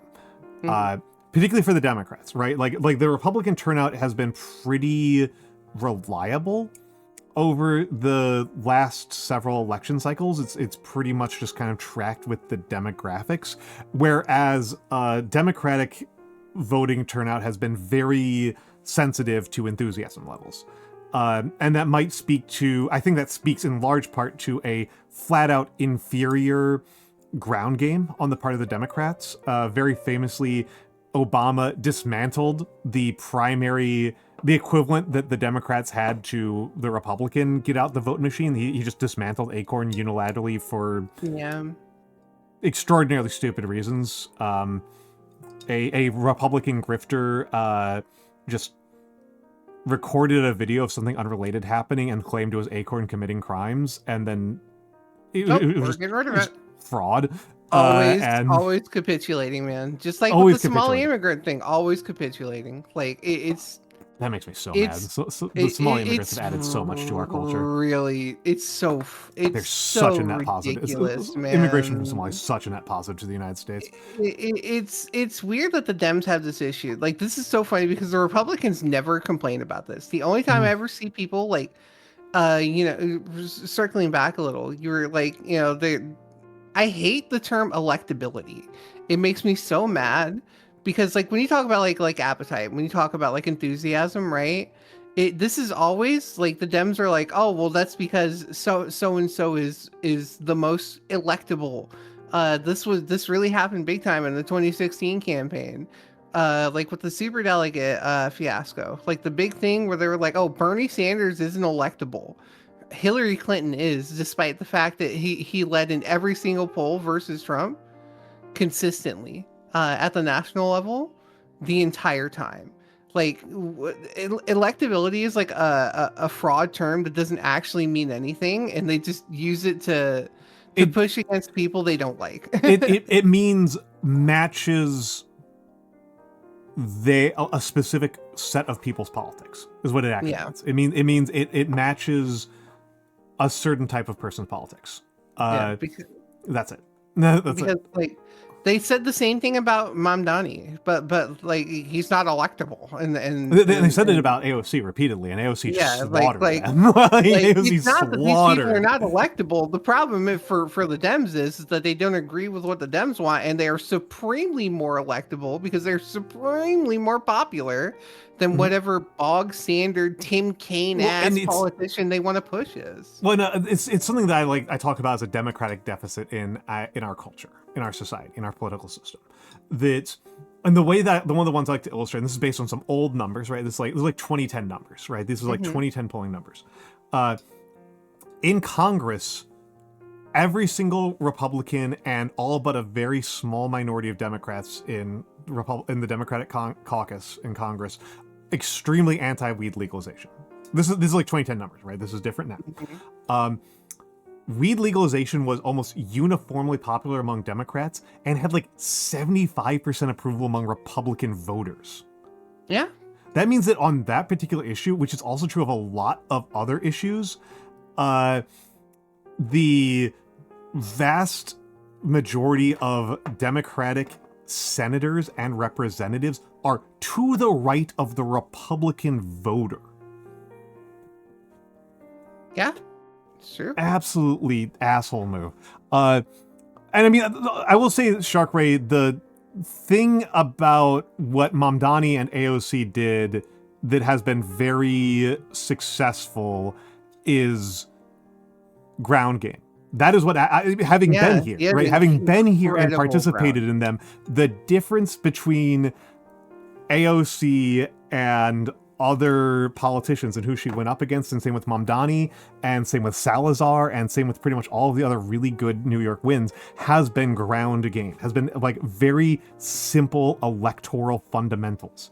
And this is actually why Eric Adams won, right? This is why Eric Adams won when he did, was that Eric Adams didn't win because he was like some sort of like super duper crazy party insider with like a good media game. What he did was he went to retirement homes. He went to retirement homes and old people vote. That was his strategy. Hey, if it works, it works. And it works. And it works. And then he got elected and he was an idiot. Of course. Classic.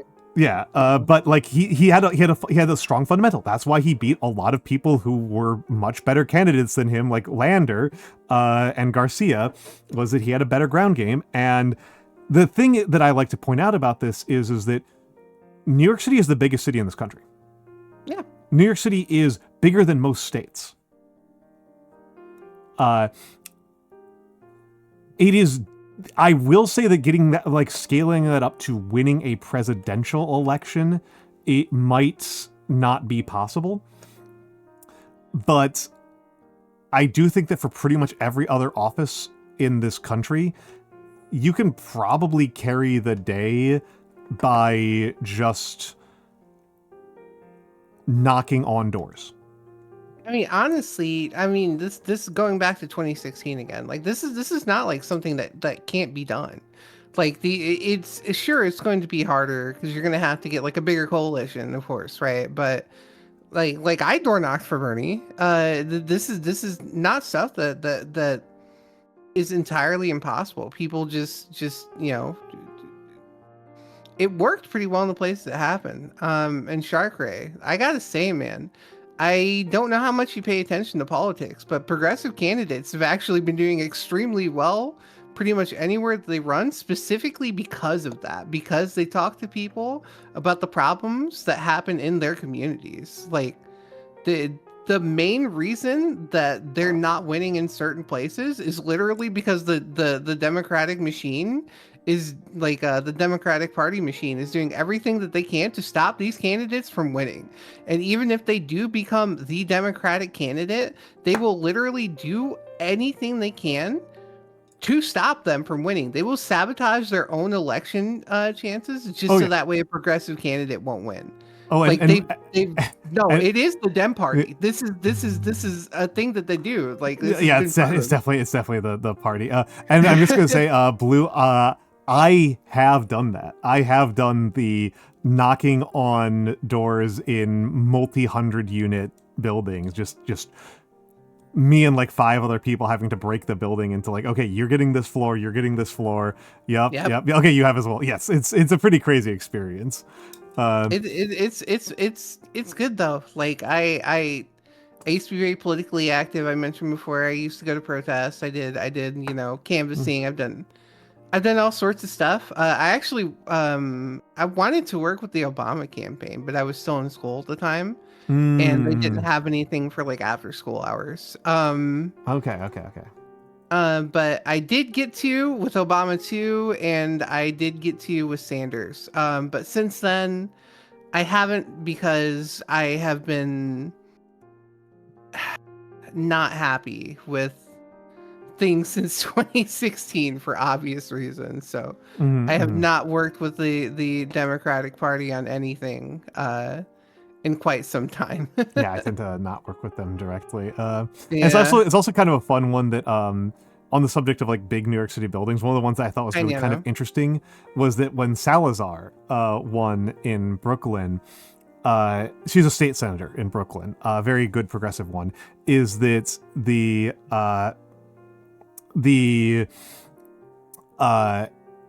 they redistrict a single building from one district to another, and the person that she unseated had been like very well established in his district for like decades, and so she really just kind of flipped basically just that one building against him, and that was like he could not overcome one building lead.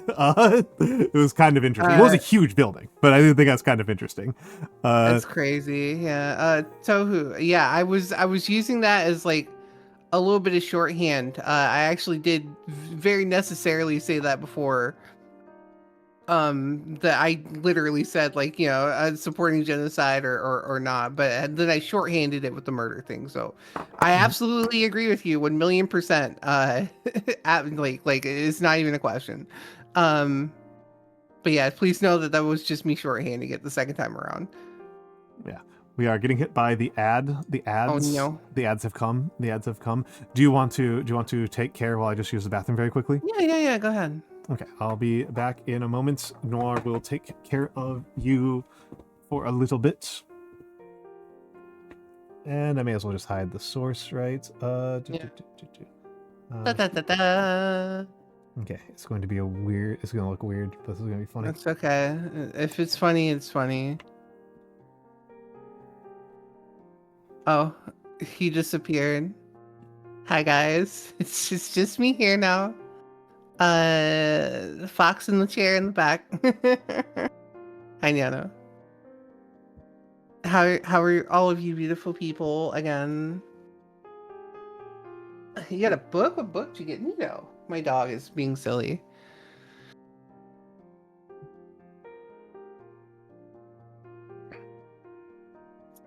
Polls at the time. Hold on. Don't like to no.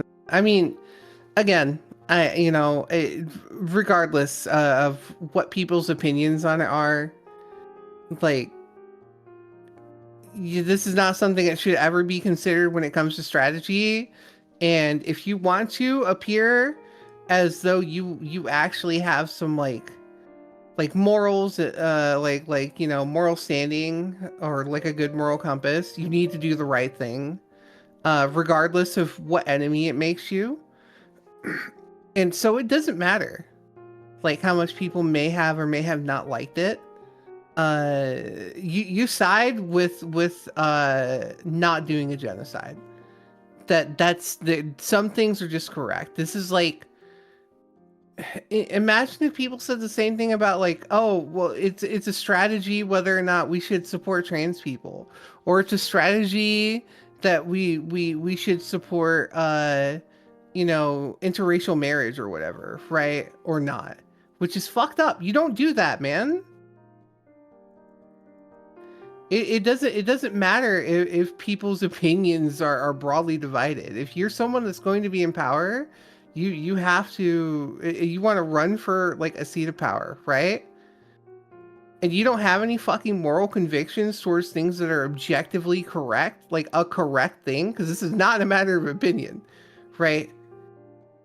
You just look like a shithead. Like, you just look like an awful person, man. You got to do grocery cooking. Gamma, what'd you grocery cook? 3 bags of grocery? Yeah, that sounds about right.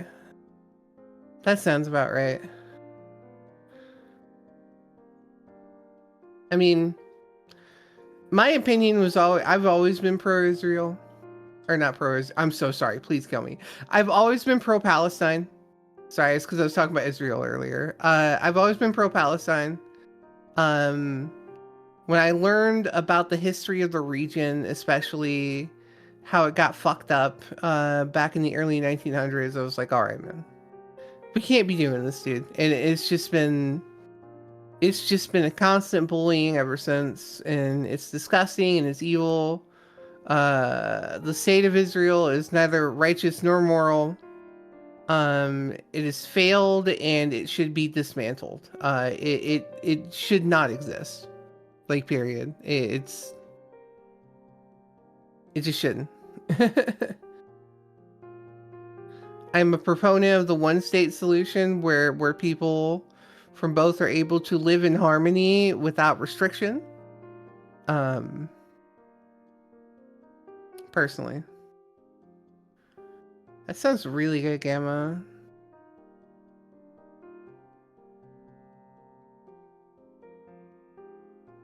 Hell yeah. I'm a big bread enjoyer.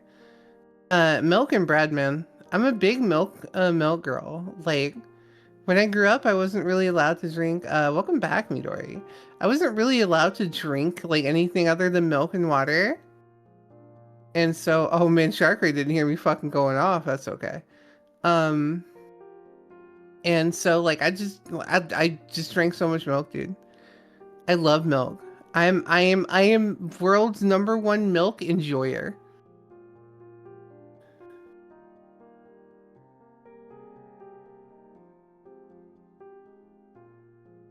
Unequivocally. Fucked up, Blue.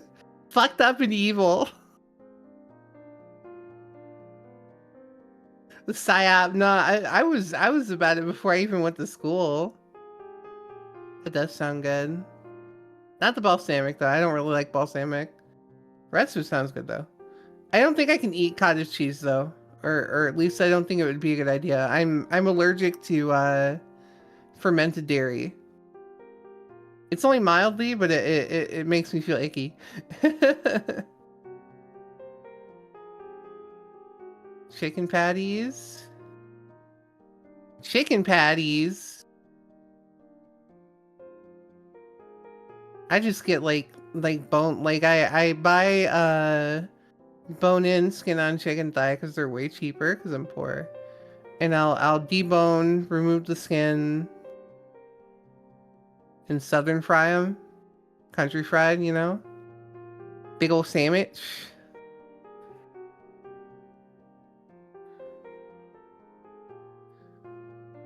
Good night, Toad. Yeah, it's midnight for me too, and Al. Good night. Bone and skin on has more flavor. I mean, yeah. Another one of my favorite things to do. I always make chicken thigh. Chicken thigh is the best because it's barely any more calories. You can cook the shit out of it without it going like crazy, and it just tastes better, in my opinion. But one of my favorite things to do with bone-in skin on is if you have a metal stainless steel pan, a little bit of oil in there, just a smidgen, right? Skin down. Don't move it until the skin comes up. Flip it.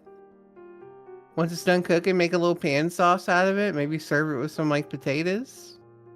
Yum yum yum yum yum yum yum yum yum yum yum. And rice, of course. I'm a rice enjoyer. Like to see book? You'd have to ask Al when he gets back. I don't know if he... Hold on. Yeah, Jesus, fuck, he scared the shit out of me. Have a good night, Tohu, if you are still here. Hold on. Let's... Just talking about pan frying chicken. Oh, yeah, something I would not be helpful Yeah, I know. I know. Thank you for the gift sub to Whale Comeback. Little mashed taters with the pan sauce. Yummy. Dude, how does he do this shit so quick? I'm telling you, something's crazy going on here. I don't know. This has been going on all night, Blue. Like some comedic genius has been gifting tier 1 subs to moment to moment pertinent names. It's really funny.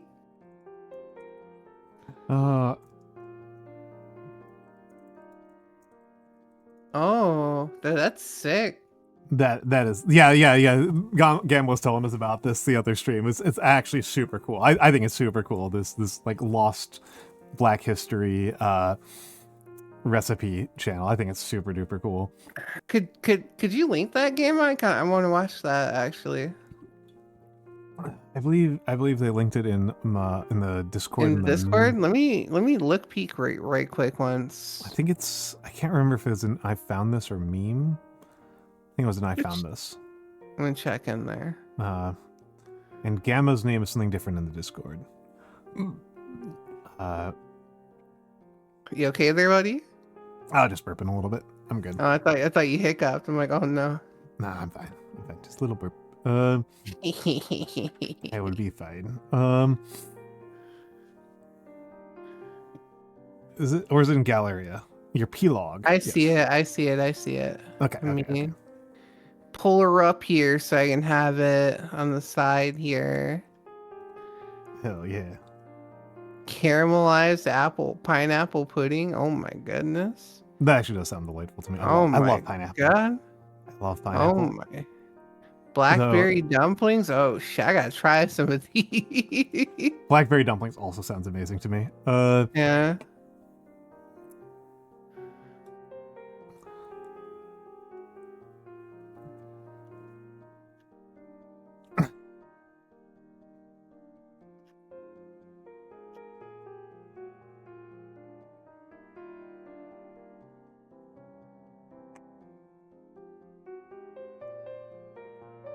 Oh, but yeah, where was I?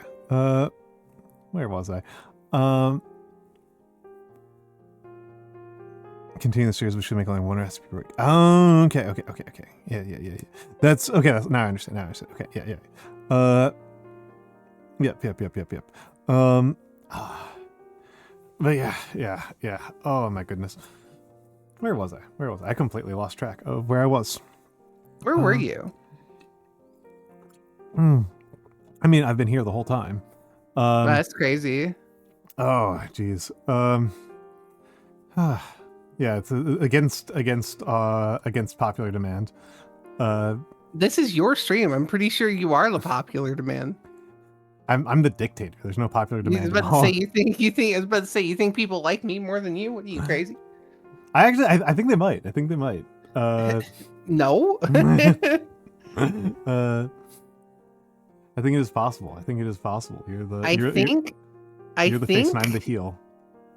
I think you're smoking cocaine or something. You must be high on some sort of substance to believe this is true. People don't like me. I don't even like me. Yeah, if you want. I guess you can like both of us. I like Noru. Noru's always been nice to me. Have I? I think so. Did you? Yeah, I guess so. No. I have stockpiled truly ludicrous amounts of Kuva because I got really bored of re-rolling ribbons like a long time ago. So good. So I haven't bothered. Played in so long. I I've still been playing have. a bunch lately.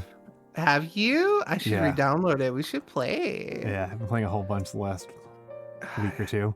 I know you haven't said anything to me. I thought you hated me. I thought you I've been solo face grinding the Nightwave because the Nightwave is all Day of the Dead stuff. So I haven't played in ages. You should tell me next time you play. I thought you hated me and didn't want to talk to me anymore. No. Nah. I had to show you. I think you'll find it comedic.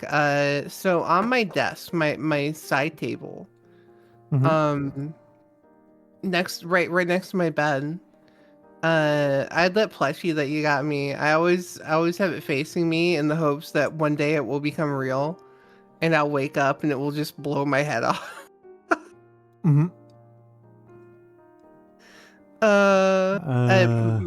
I love that thing. Thank you for that. I love that plushie. Yeah, it's a Claymore Mine plushie that he gave me at MagFest. I loved it. yeah, because you lost your plushies. It felt like the obvious thing to give you. Thank give you some new plushies to I got a new one today or yesterday. I don't know when she went, but when she was over in Japan, Nagi went to the Pokemon Center. And she bought me a little plushie of my favorite Pokemon that she sent back with me. So now it's sitting here on my desk and I love it so much. I'm trying to make sure that I look at just the image here. I'm gonna show people what it was. Give me a second here. Studio Take your time. mode.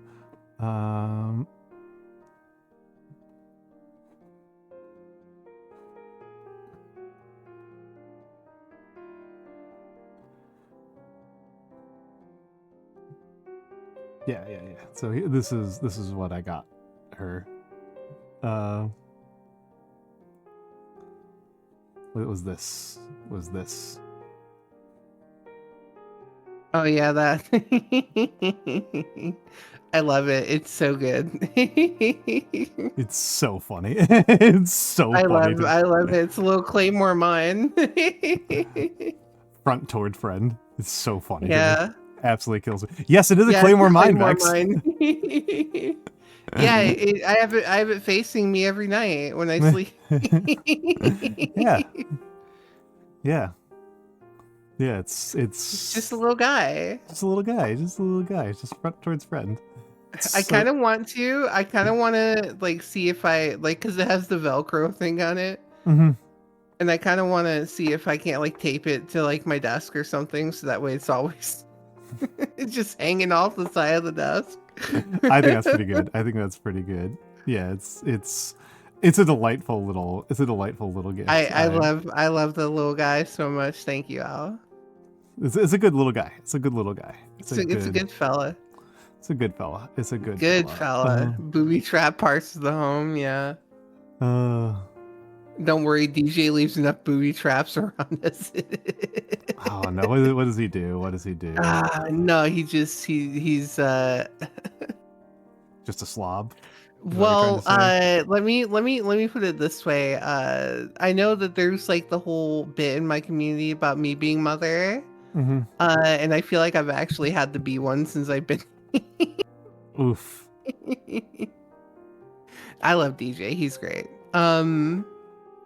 But yeah, he will not go out of his way to clean stuff. Oh no.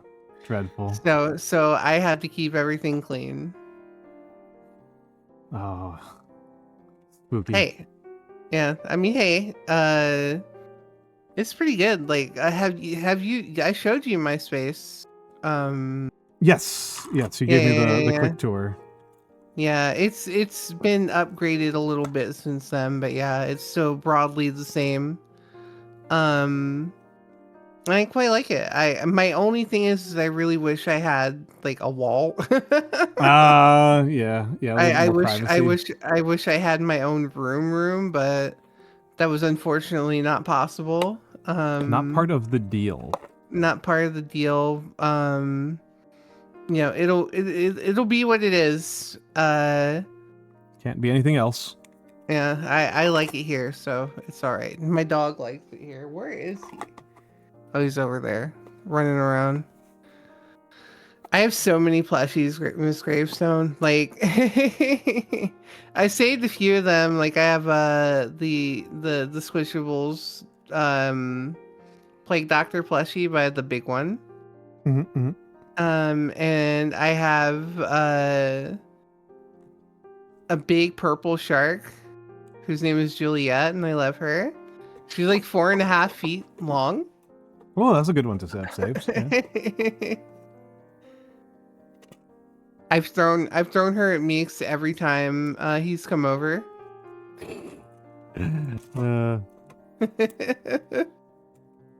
When he came over last night, I was hiding behind the wall with it, and the second he opened the door, I just looked over and calmly said "shark attack," and he's like, "Huh?" Whipped her out from around the corner. Cute. Cute.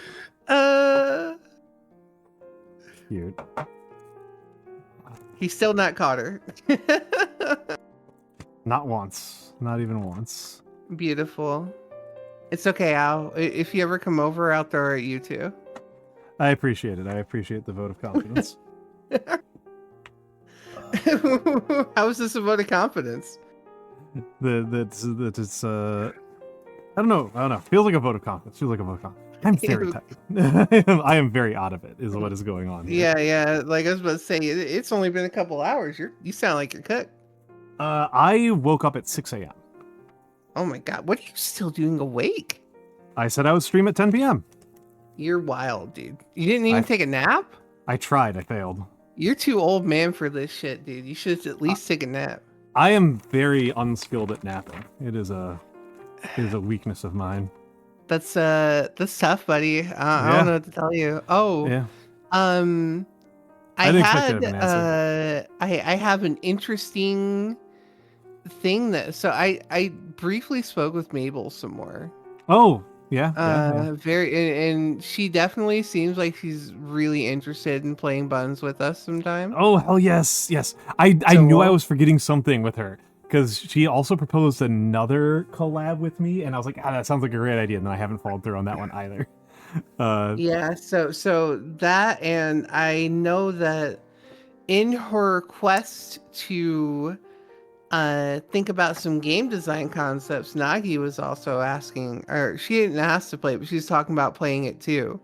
And I said, oh yeah, me and I'll play it all the time. Maybe we can work this out and we can all play together. So could I'm be surprised fun. that Nagi is at all interested. It's because she wants to do like one of the game concepts she's working on is like a top-down thing. And so she's been playing Tree of Savior recently. To try to like understand some of the stuff. And she's like, okay, well the only thing I've learned is that this game fucking sucks. And she talked about like potentially Rabbit and Seal because it's she wants to add some like Monster Hunter-y elements to it. Okay, and she's like the bigger, longer like boss fight things, and Rabbit and Seal could interest her. I love Ro. I love her. Don't even talk to me about Ro. The person who I really associate with Ragnarok Online is unsurprisingly Mix. Yeah. Is there a hidden arc here I don't know about? He's a huge MMOs guy. I mean, yeah, I'm a big MMO lady. I think literally the types of games I played the most in the world are MMOs. I played like so many weird little like obscure MMOs just for the sake of like trying them. Because I love that type of gameplay for some stupid reason. And it's just incoherently meowing at us. yeah. I think we had to kill him. Yeah, Kira. When I played Ro, I played Knight quite a bit. That was like my main thing, and then after they added it, Royal Guard was my favorite thing. Riding around on the Griffin with a big fuck off spear and a shield and just bopping people. Pokey, pokey, pokey. Yeah, I'm a tank player. I played Red Orchestra a little bit on Red Orchestra. Oh, Red Orchestra, I loved Red Orchestra. I'm surprised you're a Red Orchestra player. It does not seem like your kind of vibe. Red Orchestra is, I am pretty sure, Grizzly's favorite game of all time.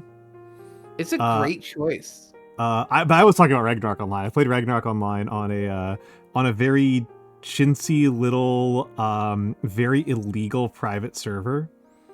We were plenty of those nowadays. So it had like a times 20 times like 100 multiplier on like experience and everything, so you could level up insanely fast. And the memory I really have of it is that like I played Bard, and I was the only Bard on the server. Bard too. I was the only Bard on the entire server, and the way that they played, the way that the people set up, they just kind of like randomly enabled stuff. Like the people who ran the server didn't even like speak Korean, so they were just like enabling stuff without knowing what it did.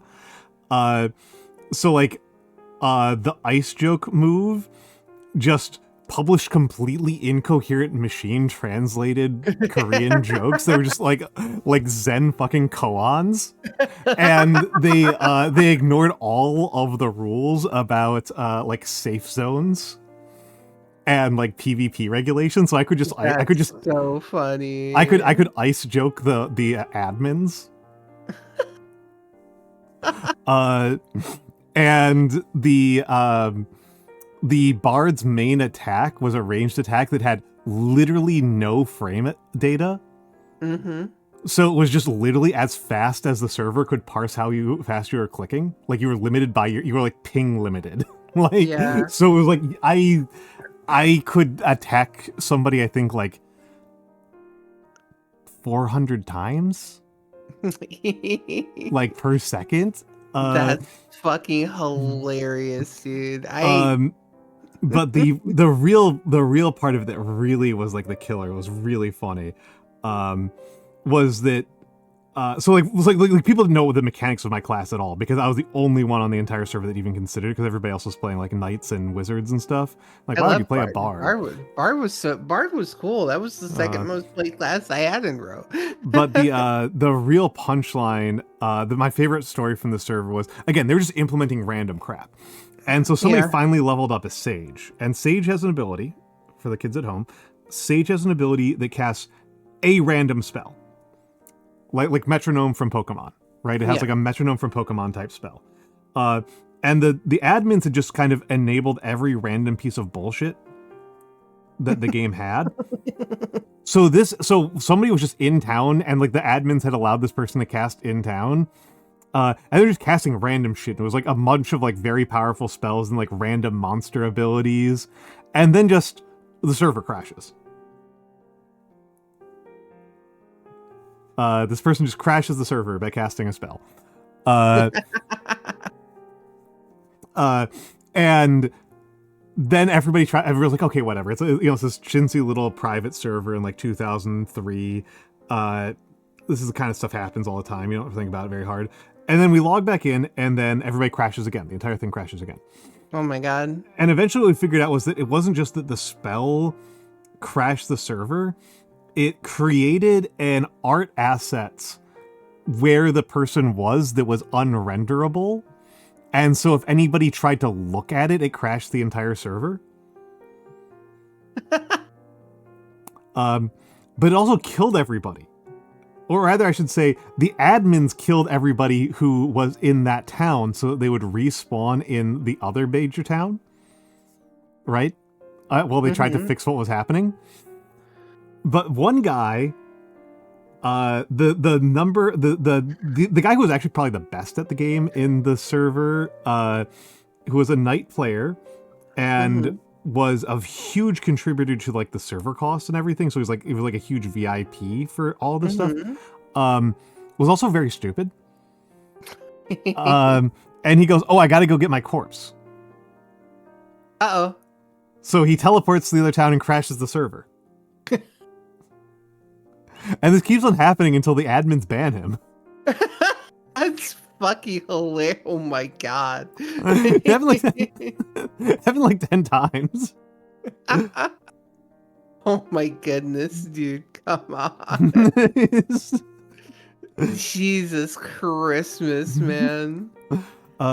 Cat. Red Orchestra is a first-person shooter game, but not in the way that you think of when you think of first-person shooters. It's more like it's based in what, World War II? Yes, it is set. It is a historical World War II shooter set on the Eastern Front of World War II. So it's Soviets versus Nazis, and it's evil. It's evil, that game.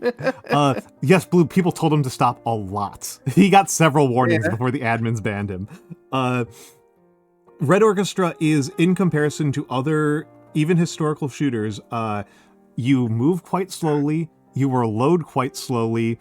If you get hit in the hand, you drop whatever you're carrying. If you get hit in the head or the chest with almost any caliber of gun, you just die. Yep. You get exhausted quite easily. It is very rare to have any scopes. You are on iron sights almost all the time. Yep. The recoil on the Papashaw is outrageous. Very difficult to control. It's the enthusiast's World War II shooter. Is the best way I can put it. Have you ever played Hell Let Loose, Al? No, I haven't. I feel like if you liked Red Orchestra, that could be up your alley. I liked Red Orchestra. Grizzly, my little brother, loved Red Orchestra. I bet you he plays Hell Let Loose. He might have. All he plays these days is Helldivers. I mean, it's a good choice. Yeah, I love Helldivers. Good game. Good game, that one. But yeah, my little brother was just like, anytime he plays like any other like competitive FPS, he's mad about the fact that there's like hit indicators and crosshairs. Yeah. And like he thinks like CS:GO is like way too much, is like arcade Overwatch bullshit. Like, yeah, I mean, he's kind of right. Honestly. I think like Hell Let Loose is really great because the number one way that you know you've actually like headshot someone, because you can live like a chest shot, depending on where it is. The whole body has like damage zone down to like very specific parts. So like if you get hit in the chest, it's going to track whether it actually hit like lungs or whatever, right? But if you hit someone in the head, the way that you know you got a headshot was not like anything that popped up. You would see their helmet ping off of their head. Like it just flies off of them. And that's the only way you know you got a headshot, but it's really cool. Like it's a pretty fun game. Very slow, very methodical. Yeah. A thing I really liked about Red Orchestra was that it was such a like deeply objectives focused game. And so I really liked that there were quite a few maps where the defending team had way fewer reinforcements, that's to say way fewer like lives than the attacking team. Yeah. And you had to figure out the right ratio of trying to save your life versus trying to defend ground, to get people to like cause the other team to run out of reinforcements before they push through, right? You have to like make choices about that. And different maps had different priorities for like, do you defend hard or do you like give lots of ground? And like, when do you make decisions about when to give ground? Yeah, this also, like, I'm very convinced that Hell Let Loose is meant to be a somewhat spiritual successor to Red Orchestra 2, because it also incorporates like a lot of these elements as well. Nice. It's really good. Maybe a little bit. Also, Matthew. Matthew might care about this more than anybody else in my chat, unless maybe like Emperor's Armpit shows up, or maybe Mix. Actually, Mix probably won't. Mix will only care about it because he thinks it's funny, but I don't think anybody else will really care. I think I may have found a new wargaming love. Oh boy. Oh my goodness, I'm so enthusiastic about it. I need to like reread it a few more times to make sure I really understand it. But is called Clouds of Smoke. It is a completely free model agnostic game. So it's just made by a guy who's just enthusiastic about war games. That is designed to simulate wars from the 1630s up through the Napoleonic era. That's so specific. It's like a 200-year period. It actually has 3 different eras for covering for like the military revolution era, and then what they call the Age of Enlightenment, and then the Age of Empires. That last one is for the Napoleonic era. It's pike and shot. The start is pike and shot. The pike, unsurprisingly, completely falls off towards the later parts of that period when, pikes stopped being used. But it's got this really cool mechanic that I really think is interesting, where when units actually get up to Napoleonic, once units are actually engaged with each other, right? Like units can get pretty close to each other without being in combat, but once a unit opens fire or like charges home, it is now engaged, right, with another unit.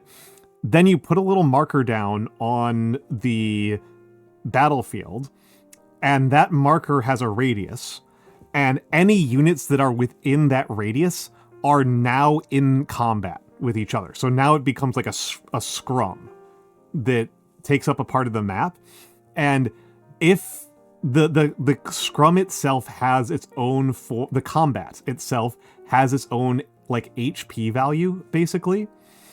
Has a cost, has its own value that goes up when units are forced out of it. And if the actual way you win the game is you basically get points for every when you win a combat that's equal to the value of the combat, and that's how you win the game. Is by like creating these scrums and pushing the opposing team out of them. Thank you for the gifts up to Scrum Dumpster. That's a ridiculous name. And I just think it's so cool that it's this game that doesn't turn around like annihilating a certain percentage of the enemy units, but around like creating opportunities and pushing people around. And you can create battles. Like the way that I heard about this was like, you can get an individual combat that is so expensive that it is the entire game. Where the value of that combat is worth the entire VP budget for the entire game. So as soon as you lose that one, it's over. But that's not always how it plays out. You know, it'll play out differently depending on the ways that the players decide to distribute their units and how they decide to attack, and you know, whether or not you decide to double down on an existing losing combat to try to turn it around and win it. I think it's super cool. I think it's super duper cool. I think it's a very interesting way to do combat, where it's like almost any number of units can be involved. Think it's available on Tabletop Sim? I mean, it's completely model agnostic. You can just use squares. Like, yeah, that's fair. It does sound interesting. It is the rulebook is written by a Russian, and I'm really tempted to. I'll have to ask Schlorp to translate. Well, it's in English, but the English is not great. Yeah, I'm really tempted to be like, please let me edit this. Gonna use your Russian skills to. I mean, it's just there's like some obvious English errors. Okay. Like spelling and A-N-G. Ing. Yeah. I have a Spanish friend that refuses to ever spell the word standard with a D at the end. Standard. They always want to put a T at the end. Standard. Yeah. Standard. And I want to slap them upside the head for it. Thank you, DJ. You know exactly who I'm talking about, too. Aisha. Yeah. Yeah. Ask about it next time. How's your calligraphy going? Well, I just got started. My stream plan for today was to go over the 2025 year in review survey that I put out around Christmas last year. And I knew I wasn't going to get around to it until after I got back from vacation. And but I didn't really want to. I felt like that was a solo activity. That feels like a solo activity to me, a solo stream activity. Oh, I'm sorry for interrupting. Yeah, it's fine. It got really, I wanted to talk to you because it's been a bit. Also, my hands like really hurt because it got cold again today. I am sorry, my friend. It is what it is. I am writing a pangram. We are still in warm-ups. I didn't get a lot of calligraphy done while I was traveling, which I don't think should surprise people too much. So I do feel kind of rusty. I do feel like I need to spend a little bit more time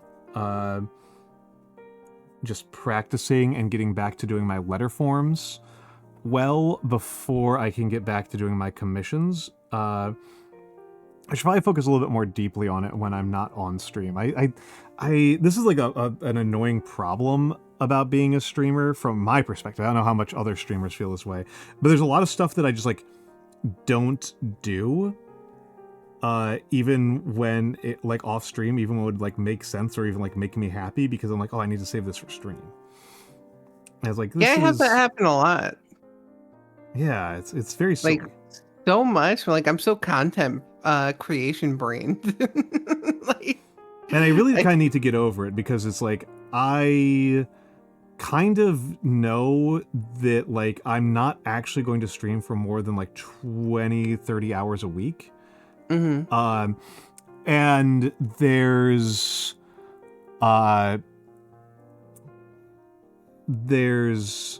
things that I like to do that, like, you know, this is, you know, Mix's thing, right? Is like, if there's something you need to do, you can make it content. That's kind of like a virtue of streaming.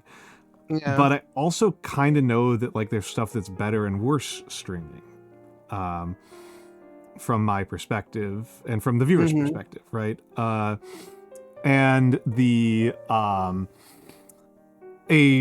some really obvious examples are like a lot of the games that I really like to play. People do not like to watch me stream. They get very poor numbers, and I will be honest, I think I don't stream them well. I don't think this is just like, it's not like, oh, you guys have terrible taste. It's, you know, I get like locked in and really focused on them. It makes it, yeah. And that's not necessarily like the best type of stream to watch. I remember a very close friend of mine who watches this telling me that like when I play Helldivers, they just like totally tune out, because it's just like after a few minutes, it's just like explosion sounds. Also, Al, I had to interject something for a minute. Did you have to redo your capture setup for your model at all? No. Is there something wrong with my? It's like are you using Spout 2 or are you green screened? Oh, I see what's happened here. Yeah, no, that's an easy fix. That's an easy fix. I am using Spout, but I do see what happened. Bothering me the whole time, but I kept forgetting to say I didn't think about it at all. I know what I did. It was because I was on Tippa's yesterday. She wanted me to use green, and I normally have black. Gotcha. I kept looking at it, and I was like, thank you. Mesmerized by it. And I'm like, oh. Hello, old man Windbreaker. Thank you for the check-in. All right, we're good. We're cooking. We're back to not being mysteriously green. It totally doesn't matter, but it does bother me a little bit when you can see the camera on the camera. Like, I don't know, something about that bugs me. It's there's like some sort of like recursion thing about that like feels weird to me. It bugs me every time I have to see your little baby girl wrists. Damn it! Why can't my wrists look that nice? My delicate, my manly delicate wrists. Yeah, manly. Okay, buddy. I'm just saying they're hand models that would kill for those things. Should I do hand modeling? I don't think so. You have to shame your arms for that. I mean, that's not a big deal. The hair grows back pretty quick. Just like an afternoon's work. Grow it all back in one afternoon? Yeah. That's crazy. Maybe overnight. Not as young as I used to be, right?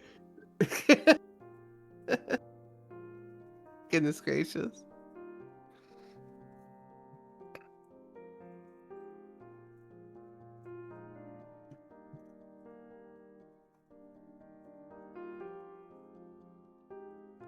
Yeah, literally until I was VTubing, I didn't actually think about like I didn't think that my wrists looked like any bit unusual at all. It was Saf who pointed it out. What a privileged existence you have. I mean, when people want to, you know, critique my appearance, they have plenty of other mileage. It's clearing up. It's clearing up around where I'm at. Where I'm at right now in Virginia, it's pretty mild. I don't know what it's like back home though. Let me see. Let me check, because it was pretty bad back in Michigan. We had like 3.5 feet of snow for a long time. Thank you, Anonymous, for the gift sub to Moist Skin. You're being so incredibly generous. I'm really grateful, and I do have moist skin. I am the moist boy. All right, maybe don't say that one. Everyone hates it so much. I think it's time to stop.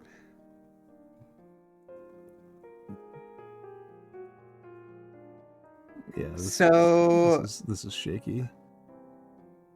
The snow total for Michigan so far this year, at least where I live, this is including melted snow, mind you, is 245.3 inches.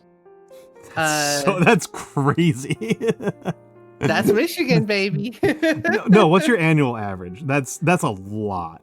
That was just last year. I don't know what our annual is.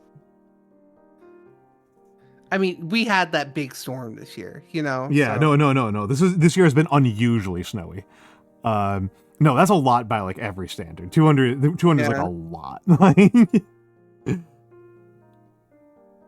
Okay, so Upper Peninsula, so in the Houghton, Hannock area, averages around... that's like 500, Miss Gravestone. Yeah, sorry. I'm checking the tables right now. So Northern Michigan averages anywhere between... Holy shit. Anywhere between like the high 100s to like Gaylord gets like 350 centimeters, which is 140 inches. Yep. And they got 200 this year so far. Yeah, they've got 230 something. It's been a crazy winter. Yeah, where I live, it is typically 164 centimeters is our average where I live specifically. So your average is 164 centimeters, which is about 65 inches. Yeah, but this year's been 200. Yeah, 200. So over 3 times your usual average. Yeah, that's why that makes sense to me. Yeah, I was like, I know, I feel like the highest averages are in upstate New York. It's got to be upstate New York and northern Michigan. Yeah, I know the actual top ones are upstate. Yeah, like northern Michigan gets the worst because Lake Superior. Miss Gravestone, where I lived before I very recently moved, is like notoriously one of the snowiest places in the Western Hemisphere, because we get what's called lake effect snow. Yeah, like Blue just said, because the Great Lakes, which are the big lakes that surround Michigan, are literally so big that they have their own weather systems. And Lake Superior actually has multiple of its own weather systems. And because of this, they're really, really, really good at forcing precipitation. And when those lakes get cold, they stay cold. And so for a long time, that cold water, evaporates, gets picked up, and you just get mountains of snow every year. And yeah, it's pretty bad too over where in Owl State as well. Where I live, it's not too bad because I'm in southern New York. But you get to upstate New York, or you get over close to like Buffalo. Oh my God! Yeah. Buffalo, Syracuse, and what's the other one up there? Ithaca, or like Rochester. Rochester gets like Rochester gets slammed. You get buried. Yeah. Michigan is the mid-shaped one, correct? But yeah, so all that snow gets picked up in the lakes, comes across, just gets dumped right on top of us. And so typically outside of like Alaska, we usually have the second or third most snowfall in the USA. I think New York is the only one that ever gets close. Yeah, I'm pretty sure you guys.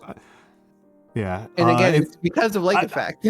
I'm Miss Gravestone. I'm actually kind of impressed because I assure you, despite being a person who's generally considered pretty good at geography, I absolutely could not recognize the shapes of any of the subdivisions of South Africa. Yeah, I can recognize the Cape, like in like aerial photographs. I do know enough about Cape Town to be able to recognize the Cape. If you show me like a photo of like Cape Town versus like other types of bays like that, but that's literally it. In all fairness, though, maybe.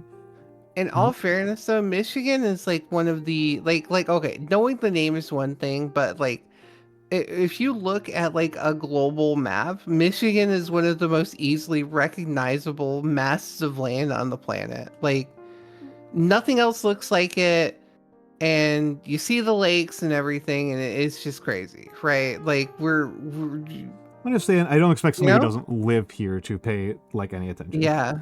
But I mean, like, if there's going to be any, there are two states that I think are kind of broadly, widely recognizable: Michigan and Texas. Like, I would say people will recognize Texas because Texas does a lot of branding. Texas, yeah, because I was about to say Texas. I mean, Alaska and Hawaii as well, but they're they're not connected to the USA, so.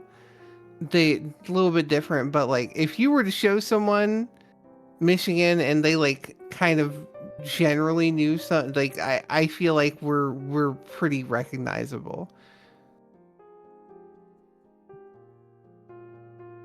I mean, it's called the mitten, The mitts. Give him the mitts. Give him the mitts.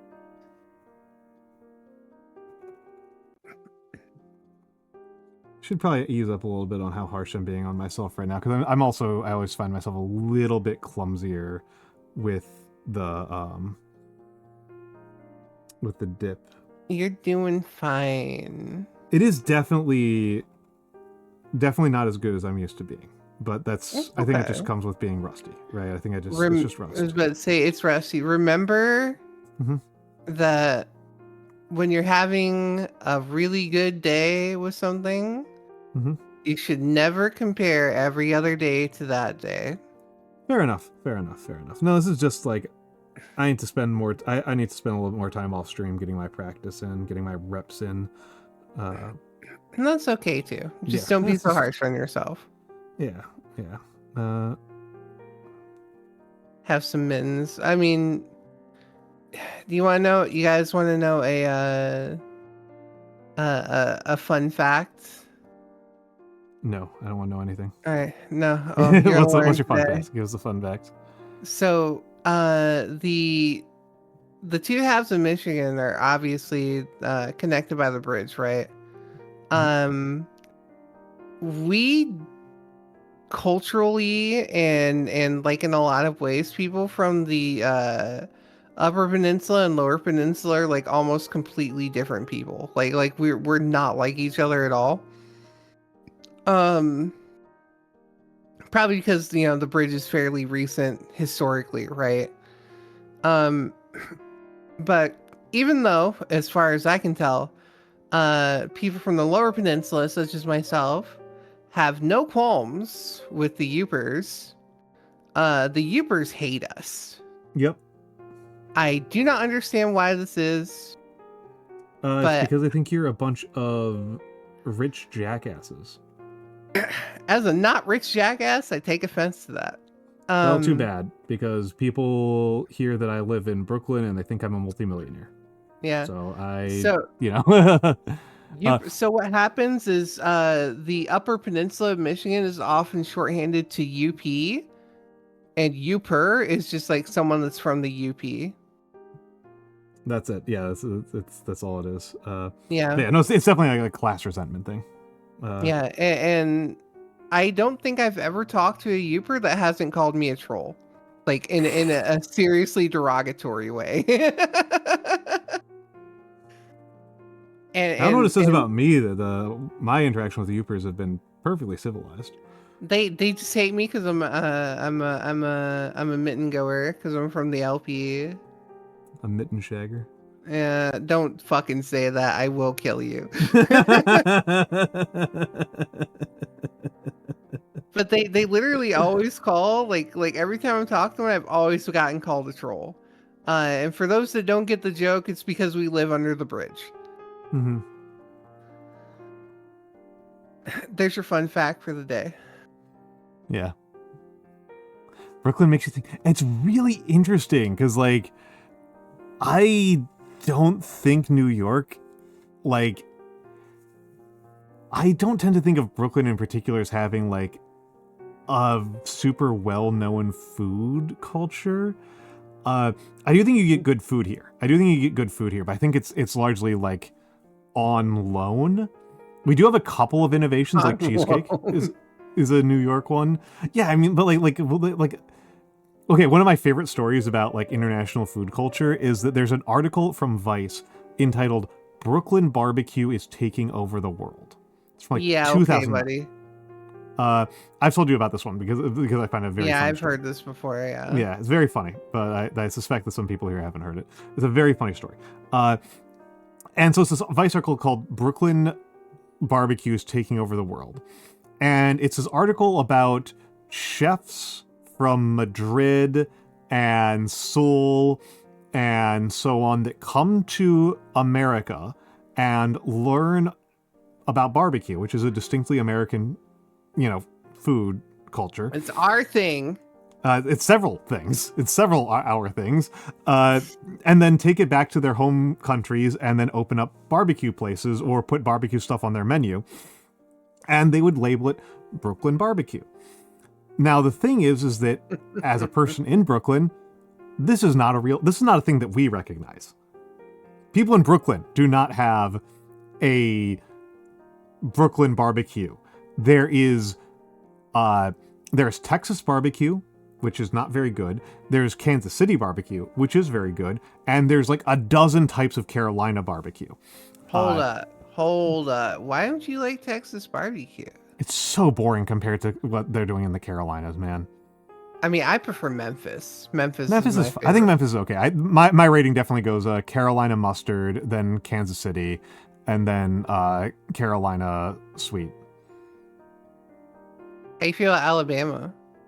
Alabama's pretty good. I think I prefer Georgia to Alabama.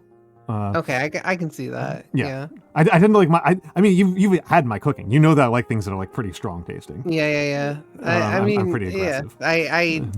Memphis has just always done it for me. I don't know why specifically. It's just what I like the most. But anyway, so the thing is that this was written back during the Bush era, and the reality is that when you're going to Spain, you're going to be talking to Spanish people about what they recognize about the U.S. And thanks to President Bush, the cultural cachet of Texas was very negative. And the other types of barbecue, like Kansas City, which is actually a pretty transportable one, are just going to be incomprehensible to a European audience. So they just attributed what I think was actually largely Texas barbecue to Brooklyn. I feel generally like Kansas City is the most like recognizable one. I feel like when most people globally think about like barbecue, I feel like Kansas City is the one that they're thinking of. They are probably thinking of Kansas City, yeah. Yeah. They're probably thinking of Kansas City. That's the one that I think is like, I think it's very solid. I think it's very transportable. I think it's also very, for better or for worse, right? I think it's the one that like survives the capitalist, like, we've got to put this in like, we've got to make it in large enough quantities that we can put it onto pallets. Yeah. Type of thing, and like transport it consistently across international boundaries. It's definitely the best one for that. Because it's just the sauce, right? Like Kansas City barbecue is like there's not it's just the sauce. Like you can take like regular ass frozen chicken nuggets and serve them with Kansas City barbecue sauce, and it works. Well, yeah, because it's like it's not like Texas barbecue where it's yeah, like like it's when like when like you you need guys go special to the cookers. store and buy barbecue sauce, it's probably Kansas City style. It's Like- probably Kansas City style. Yeah, if it doesn't say something else, it's by default Kansas City style. Yeah. Sweet Baby Ray's is I would describe as It is Kansas City style, absolutely. It's like it's the ubiquitous. You and know, it rules. It's you fair. know, Like it's let's be real here. Sweet Baby Ray's is really good. yeah.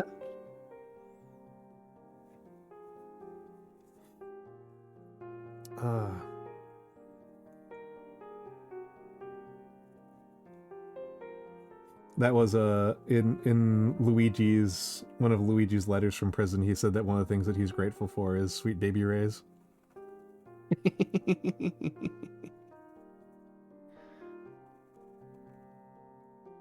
God, I remember when I was the whole reason is because I've been to all these places and I've had barbecue from each of them. Yeah. Except Texas. Texas, I have not. I've been to Oklahoma. I've tried to spend as little time as possible in Texas, but I've known people who are very Yeah. proud Texas barbecue makers. I went to this place. What was it called?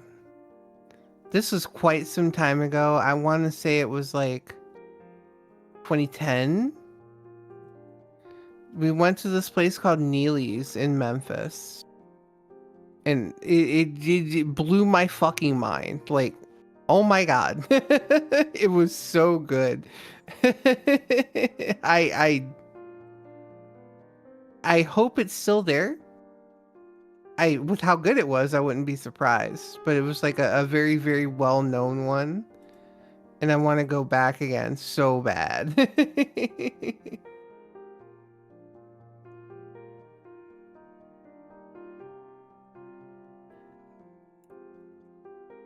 Concentrating very hard because I'm getting to the end of this ink bottle.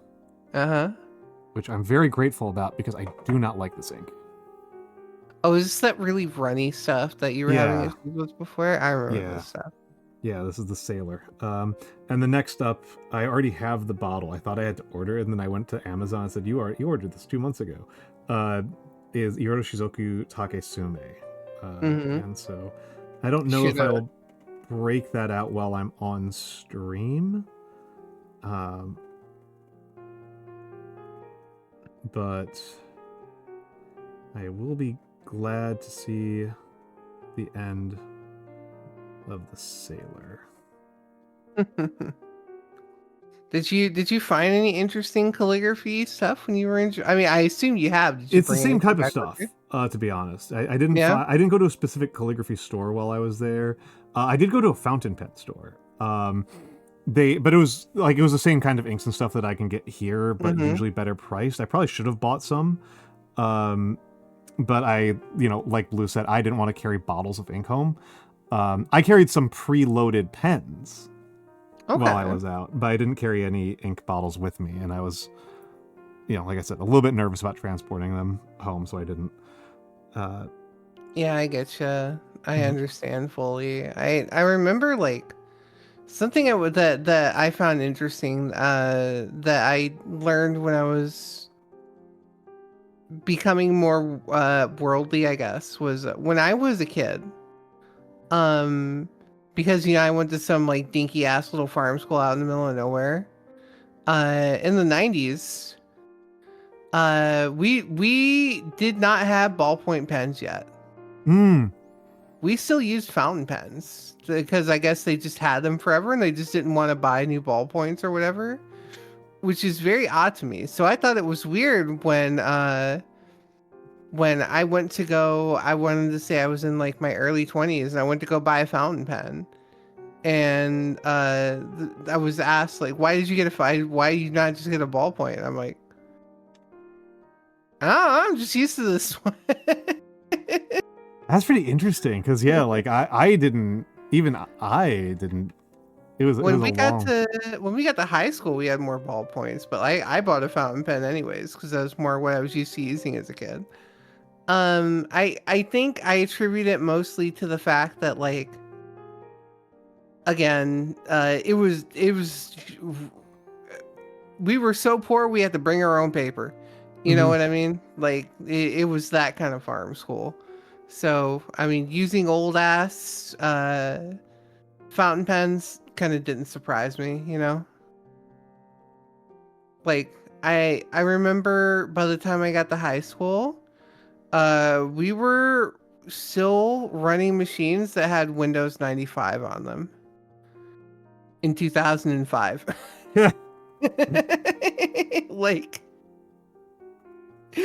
if we were, I was like, oh, that's not so bad. I mean, I was using, we were, I remember using Windows NT for forever. yeah. When you were in high school, I mean, when I was in college, I remember using Windows NT.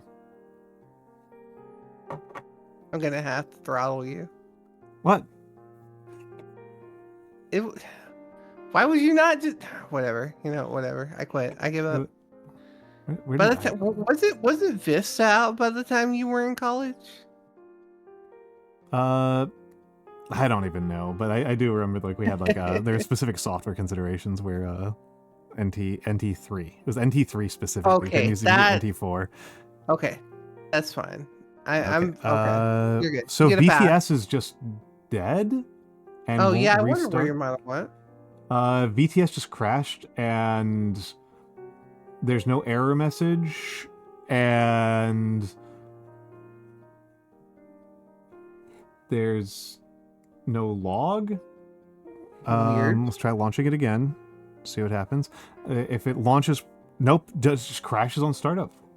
Let me see if there's a ghost process going on. VT Stream Deck VTube Studio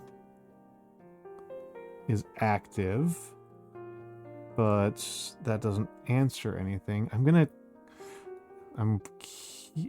end it and see. Oh no, it's already back, so that's just running off of Stream Deck.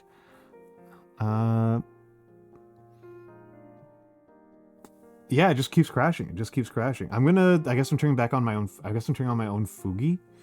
Because I can't do that kind of troubleshooting while I'm live. While you're on stream, yeah. Yeah, like the absolute bare minimum that's going to require is a computer reset, which is obviously going to destroy streams. Not happening. Yeah. That's not happening. Well, speaking of destroying stream, I'm going to have to. You're going to have to fox die. I'm going to have to fox die. It's in my bed because it's 1 a.m. It is 1 a.m. here on the East Coast. Please have a lovely night.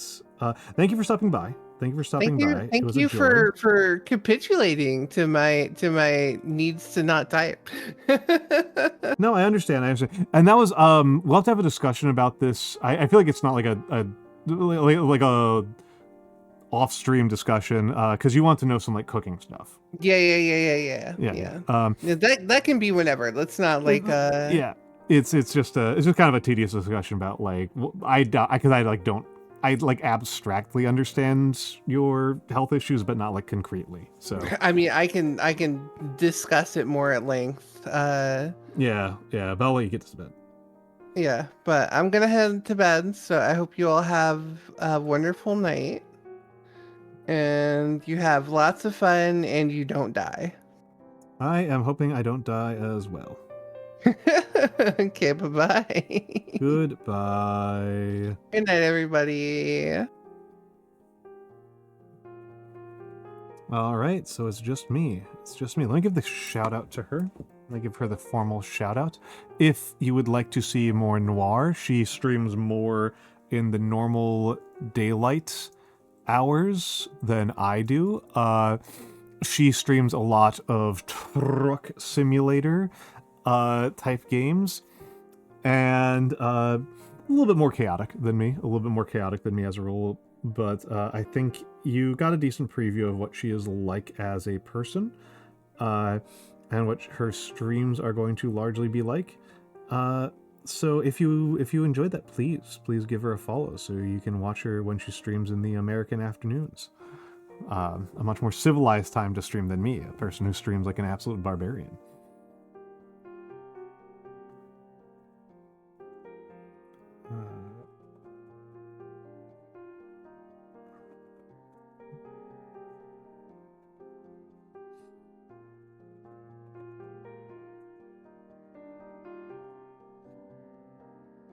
But yes. Okay, it always takes me a minute to kind of get back into the swing of the solo stream. I kind of get into the habit of I am in a conversation as opposed to I am, giving a lecture kind of thing. An absolute pirate streaming in the midnight. Yeah. That sounds better than calling it DGen hours. And that was a very fun. That was one of those things that I found kind of funny. Is like Mabel sometimes feels a little bit self-conscious when she comes here. She's like, "Oh no, I'm degenning up your streams." She streams at much more civilized hours than I do. Yes. Well, I mean, Miss Gravestone, I actually stream these hours not so much for my audience's benefit, but for the benefit of the people around me in the rest of my life. That I fairly frequently have obligations outside of streaming in the US afternoon to prime time. In particular, I really cannot have a reliable streaming schedule if I am streaming at like 5, 6, 7 at night. I just can't do it, right? Like I would have to be shifting my stream time all the damn time. And so I wouldn't be able to make like regular commitments, which was my previous type of streaming time. And in theory I could stream in the mornings, but I don't want to be awake in the mornings. And I never do good work when I first wake up. I'm always really out of it when I first wake up. So I have taken so I do late night streaming so that I can make work meetings and so that I am available during the times of the day my friends are available. So yeah, that's why I stream when I stream.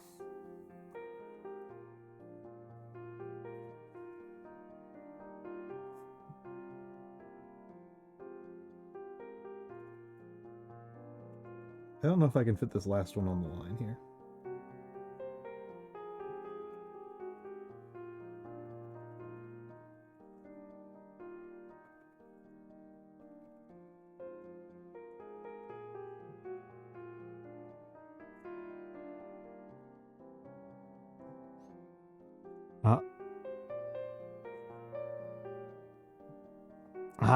Okay, yeah. Yeah, I am also a huge night owl, just in general. I am extremely not a morning person. I am deeply not a morning person.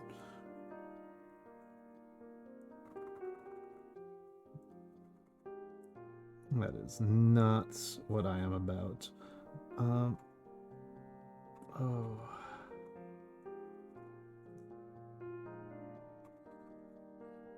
And now I'm considering whether or not I want to go over the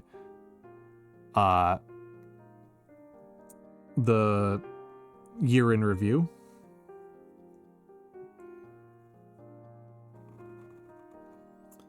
Because we're a couple hours in. Well, it's only 3 hours in. A little bit torn. Do people want to see that, or should I do that in another stream?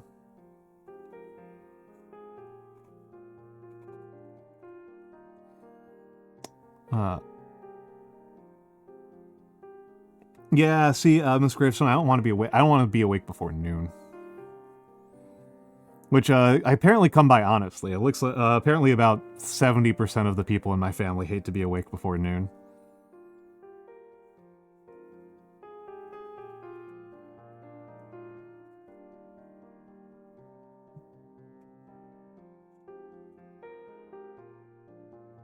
All right.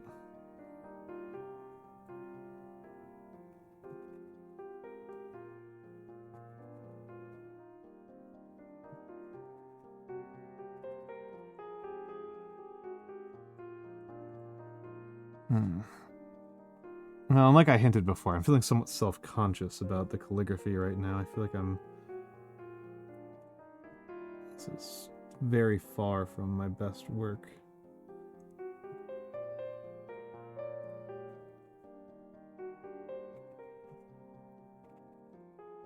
I feel like I'm very uneven. Hello, High and Ketchup Bottle.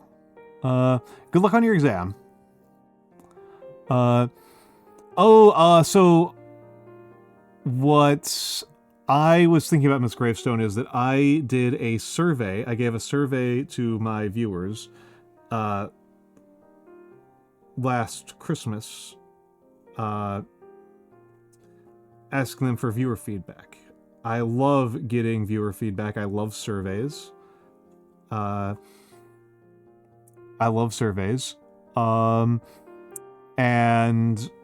I love to have data and feedback, and I was going to go over it. That was the plan for stream, was to go over. That was actually like the big plan for stream. I can do it at another stream. I can do it another stream. The big question is more a matter of like, am I too tired to? Because like I said at the start of stream, I woke up at 6 a.m. I woke up at 6 a.m. I am very off of my usual sleep schedule. I'm very off of my usual sleep schedule. That's a scrap paper used up rather than a regular paper.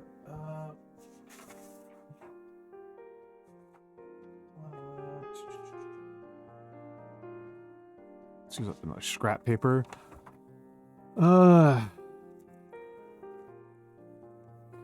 Yeah, that's called Sleep Revenge.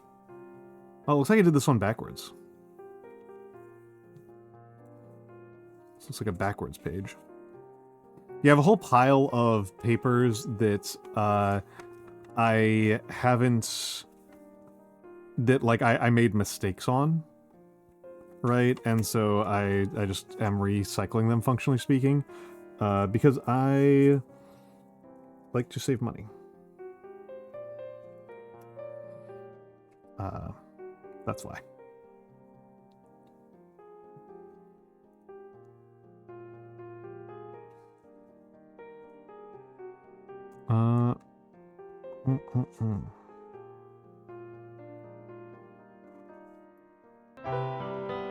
Nope.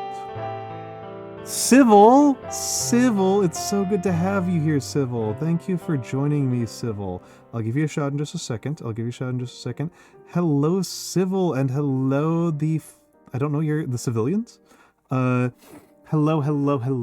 My name is Almantas. I am a former professor of sociology, a current VTuber, an old man who loves old things.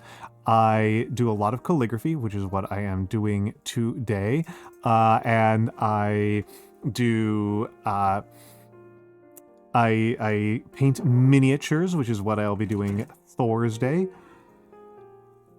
And I do play video games from time to time, and I talk about politics and philosophy and history because those are topics that I like quite a bit and I think are worth talking about.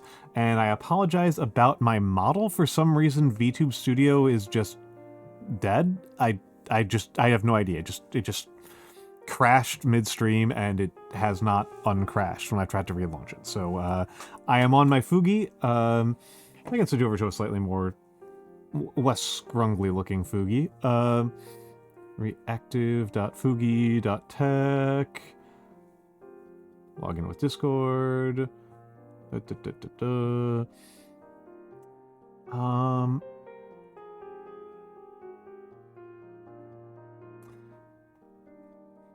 we go. This is my old PNG tuber from way back when. It's a good Fugi. Let's go with this one that's was designed to be used by and was made by my model artist. It's a little bit more civilized. But yes, folks. How was Magical Princess? How is Magical Princess? And obviously, it goes without saying, but I'm still going to say it. If you need to raid and run, please feel free to do so. I do not want people to feel like they are being held hostage to me. That is not my intent or my desire as a streamer. If you would like to raid and run, if you would like to be somewhere else at this moment, please feel free to do so. It's a cute game. You raise a daughter. My first thought was Princess Maker. Is it similar to Princess Maker? I only really know Princess Maker 2, which I actually kind of know is mostly very similar to Monster Rancher, and I know it was one of the things that led to Tokimeki Memorial, Forever With You.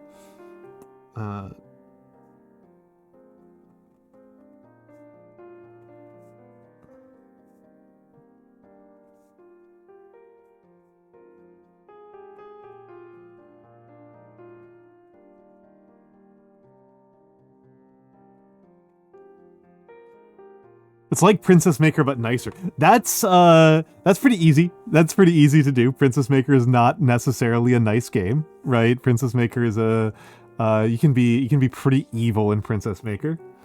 You can be pretty evil in Princess Maker. But yes, folks, Civil is, I have a very funny story about Civil for my people if they haven't heard this one before. Civil is somebody who I knew, I'd known from stream for a minute, and I was at Off Kai, and I was just at a table, I was talking to Mabel, and then I hear a laugh over my shoulder, and I can tell, just from hearing the laugh, that it is Civil. Civil has a very distinctive laugh. It was very, very charming. It was very charming.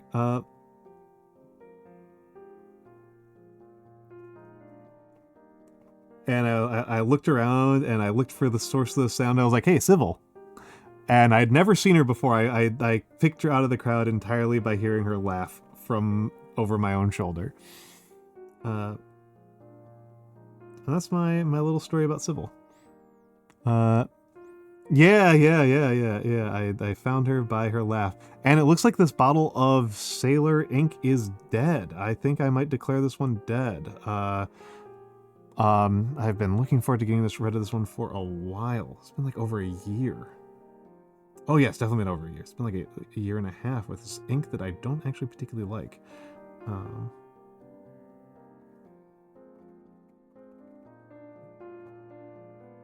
But yeah.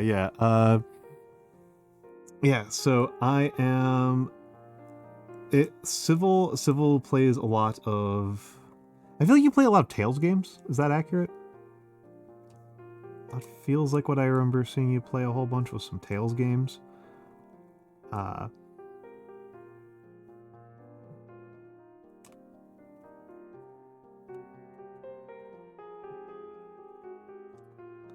RPGs person, I think. I think we could say Civil is. Yeah, you play a fair variety. But I feel like you're an RPGs person. I feel like you're overall an RPGs person.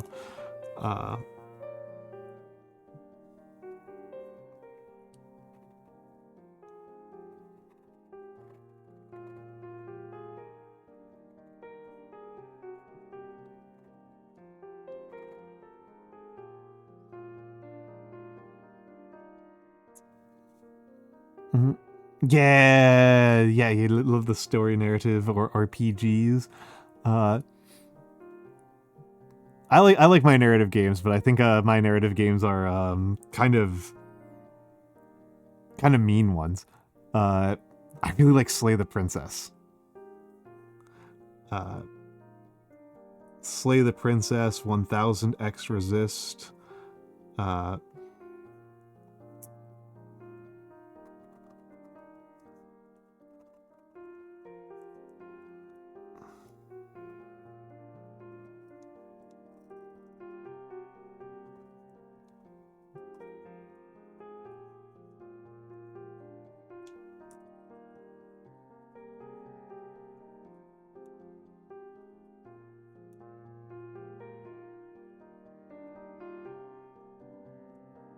Okay, I'm going to declare this ink done.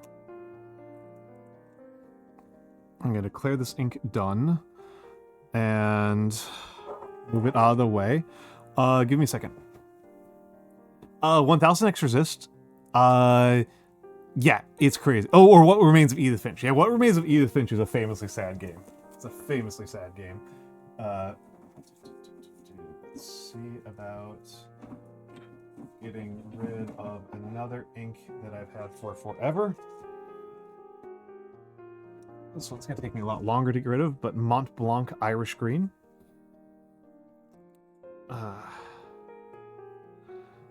I'll stick to doing dips today.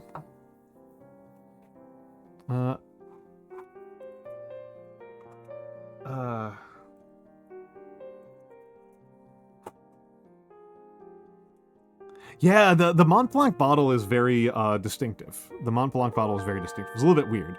Oh, Anonymous, thank you for the gifts up to good night. You have been incredibly generous over the last couple of hours. I am very, very grateful for your commitment to the bit and to also keeping me on the air. It's been incredibly kind. It's been incredibly kind. Thank you very much.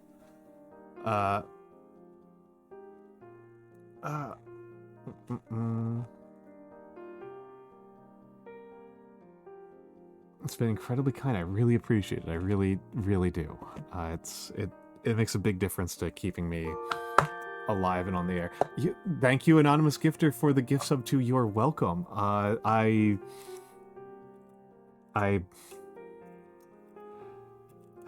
don't have the words. I don't have the words to... I am out of the words. You've gotten me when I'm quite tired. So you have... I am out of the words. And I suppose... Normally I have the words. Normally I'm a wordsy guy, but I'm out of the words. I'm out of the words right now. I've been up for a very long time. I got very poor sleep yesterday. I woke up way earlier than I usually do. Okay, hold on. I'm going to redeem these in reverse order. I'm going to do the first. I'm going to do the one from Matthew, and then I'll do the workout time.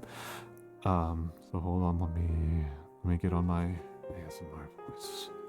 Let me get on my ASMR voice.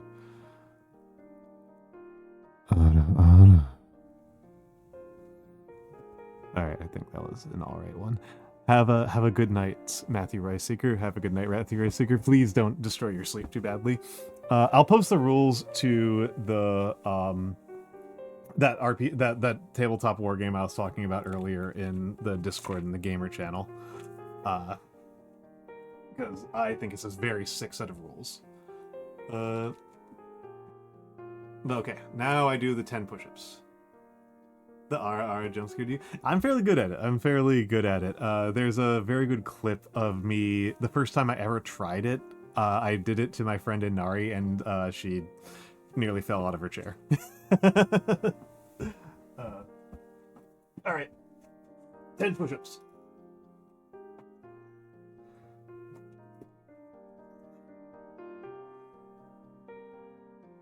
One, 2, 3, 4, 5, 6, 7, 8, 9, 10. Oh. Okay. Okay.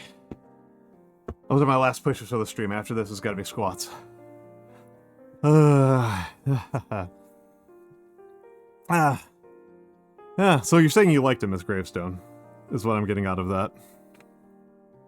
Alright, Sharkray, have a good night. Have a good night. Thank you very much. No, you're fine. You're fine. You're fine. Disagreement is not a problem, right? Well, I mean, it depends on what the disagreement is, but disagreement by itself is not a problem.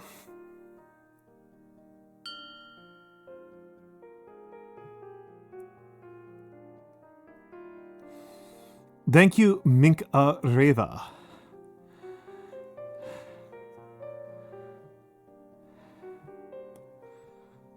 Thank you, Minka Reva.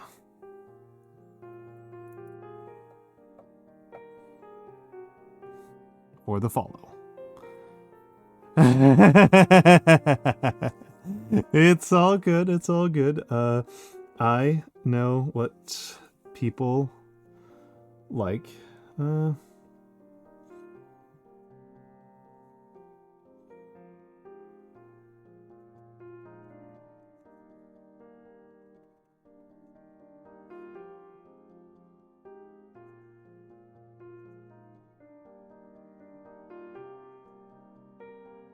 I don't mind.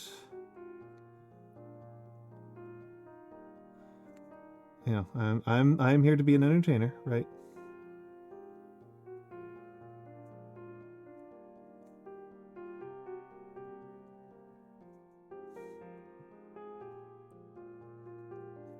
I am comfortable with a little bit of objectification.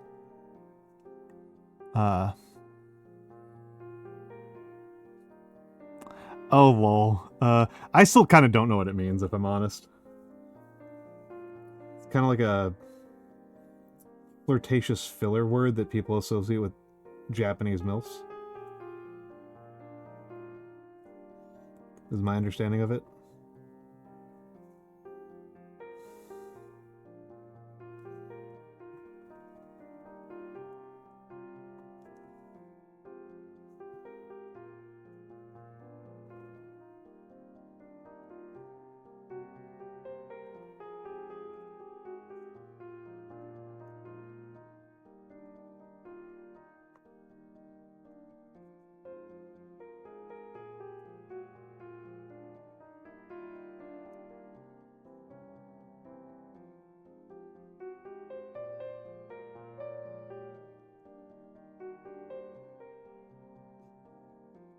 Thank you, Minkareva. Thank you, Minkareva. I'm a little bit rusty. I was on travel for a while, and I can definitely tell that I am a little bit shaky. Right now. I'm trying to be generous with myself, but it is undeniable.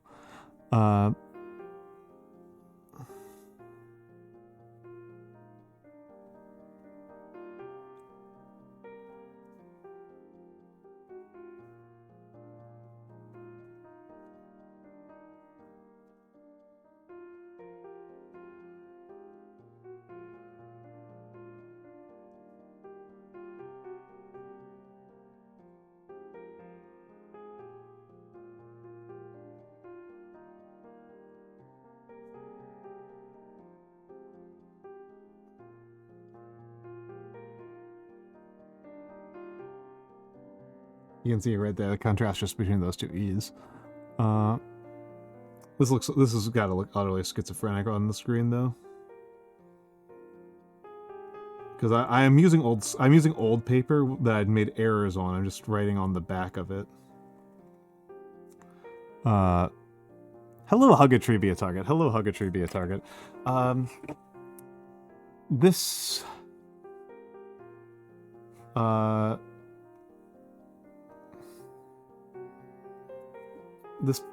this ink always puts me in the mood for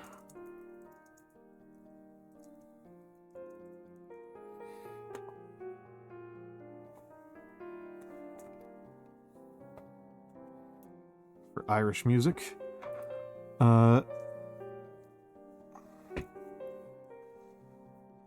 Which kind of makes me want to use minuscule, right?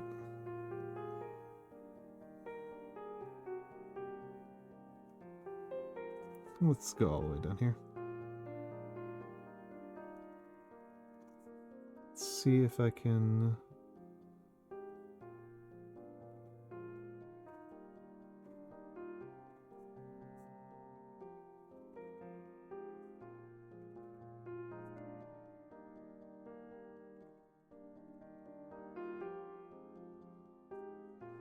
do some light cadels here. A little, very light cadel work there.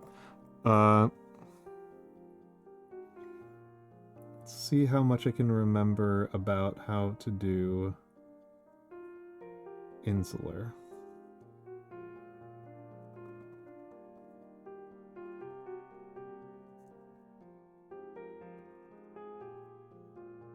Use a shallower pen angle. And wedge serifs. That's the big trick, is the wedge serifs.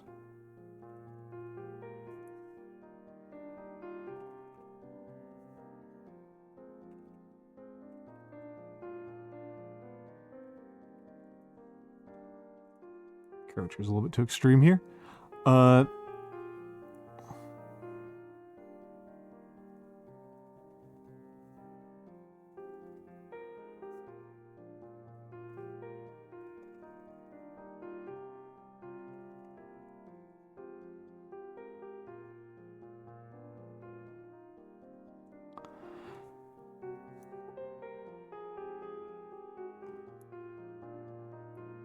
And let's...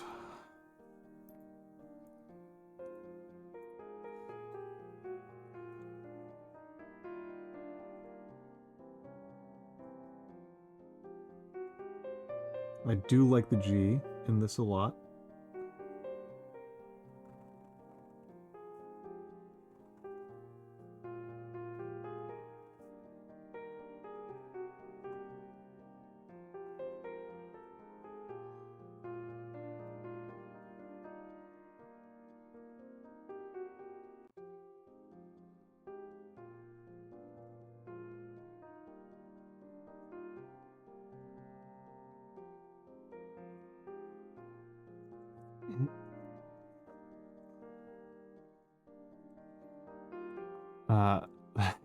Well, it's different from my normal handwriting at a very fundamental level. Like, I can show my normal handwriting.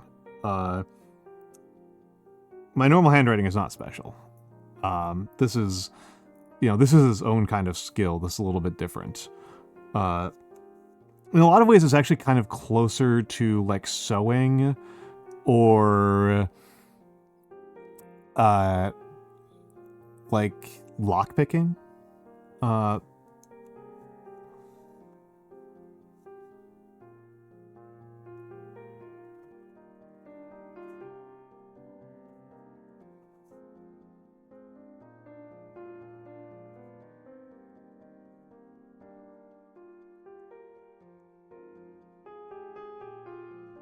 Than it is to handwriting.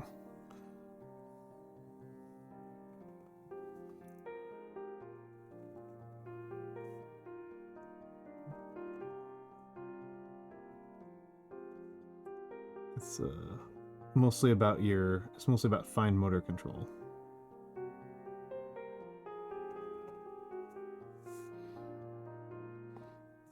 Well, I can break it out in a moment. Like I said, it's not special.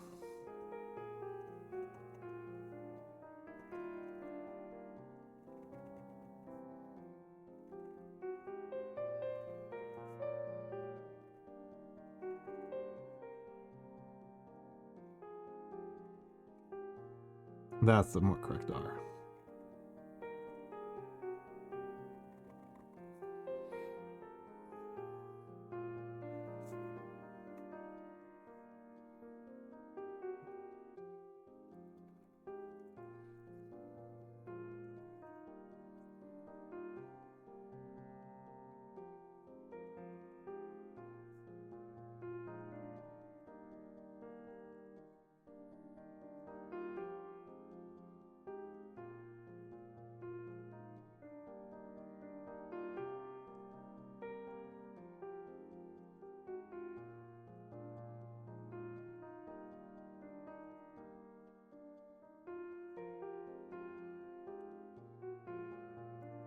Get a little bit more ink in there.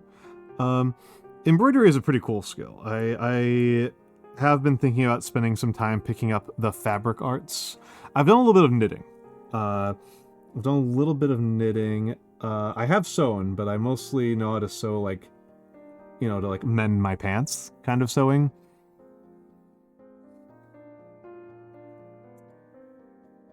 Not like I don't know that I've...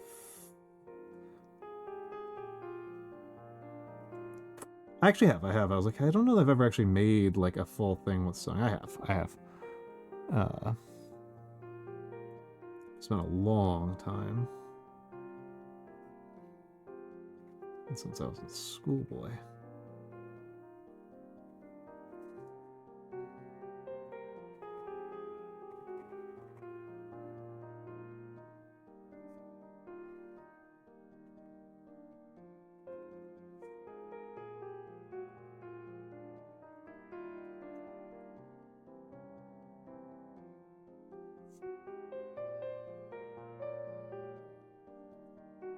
Only one long square, so a scarf.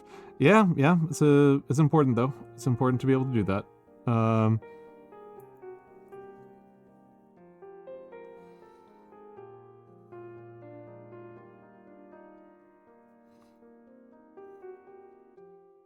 Doing a little bit of rules breaking here.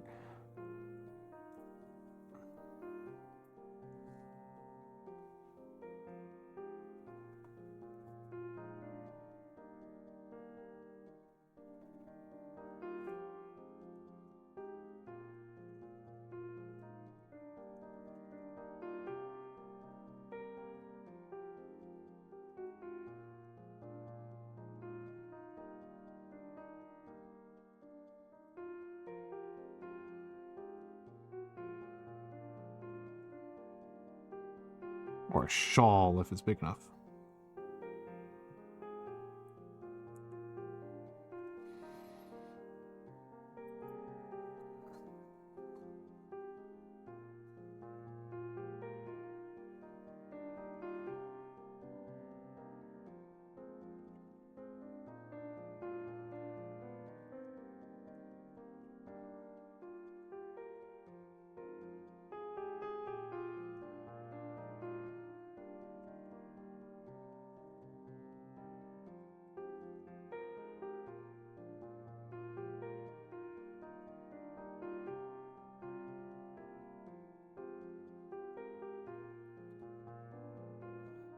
Tall person blanket.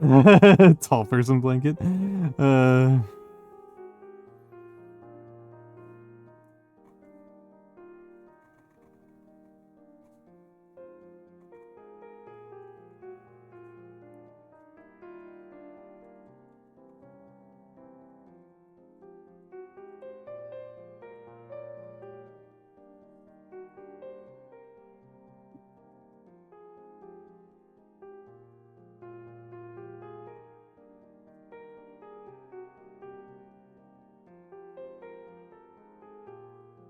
Jeez, I really got to spend like a full day like locked in to really get this back. Holy moly. Holy moly.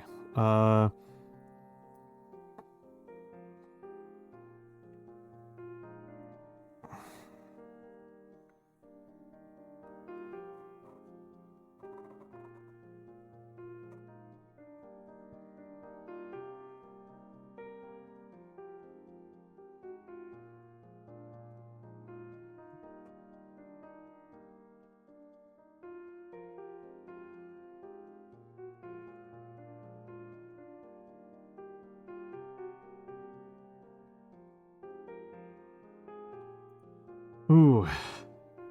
This song I've always found to be a little bit funny. Like, of the Irish fight songs, I actually like it a lot. But I do think it's pretty full of itself.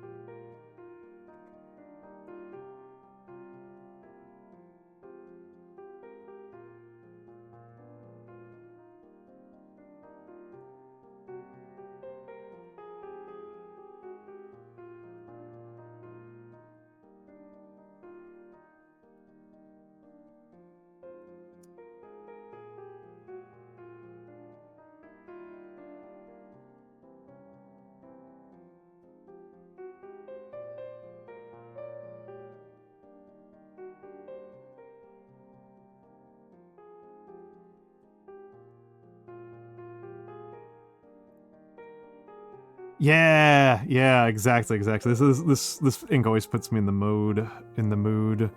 But yeah, this song is about the Easters. It's about the Easter uprising.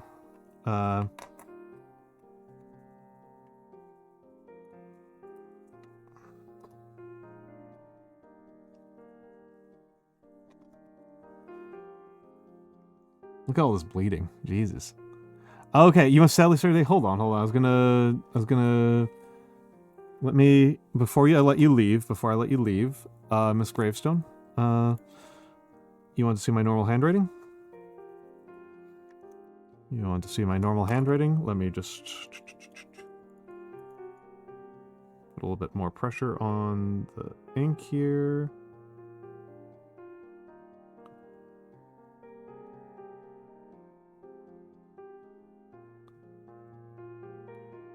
Yeah, this thing needs to be refilled as well. Yes. Normal pen. Normal pen. Let me make sure I'm on the page right there. Okay.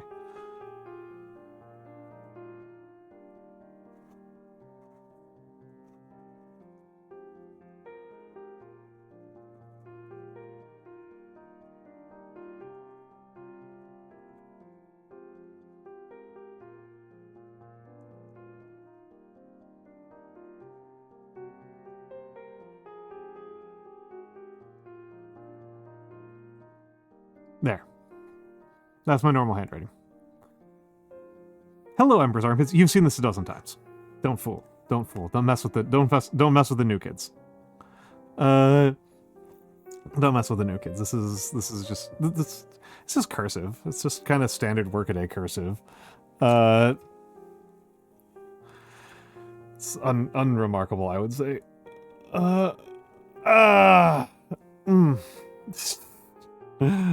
Why are you booing me? I'm right.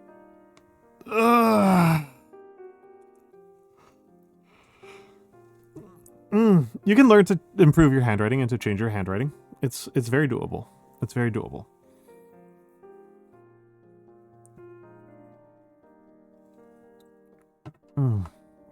It is very, very doable.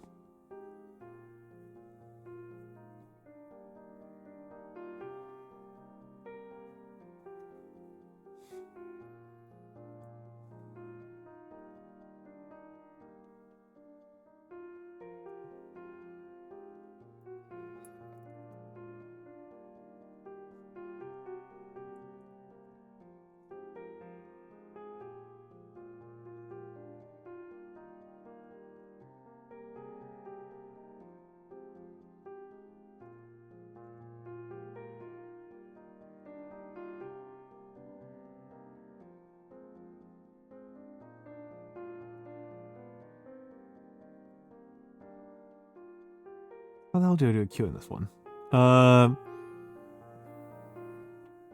Yeah, that's called useful. That's useful. I actually have a... I'm not going to show it here because then people have the time to decode it, but I will sometimes write in... I've got a couple of variations on my handwriting that I'll use to make my handwriting illegible to other people.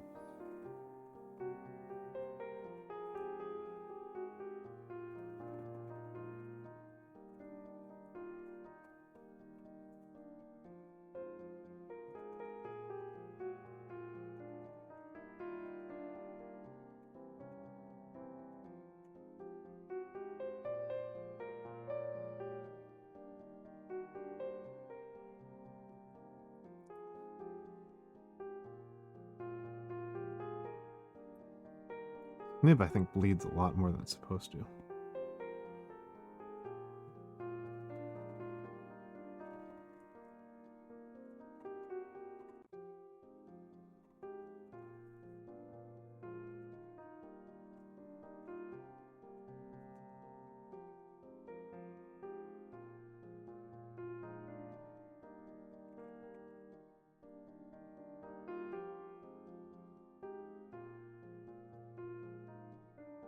Yes, now you can have a good night. Now you can have a good night.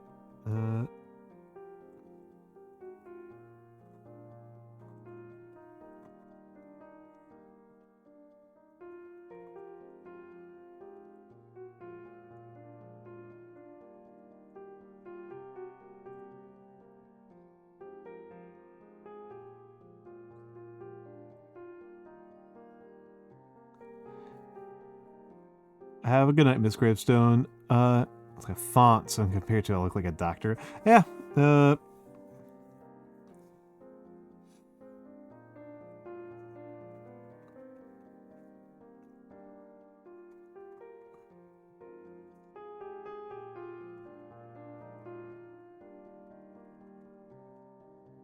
yeah, you know, I don't think you should try to emulate looking like a computer.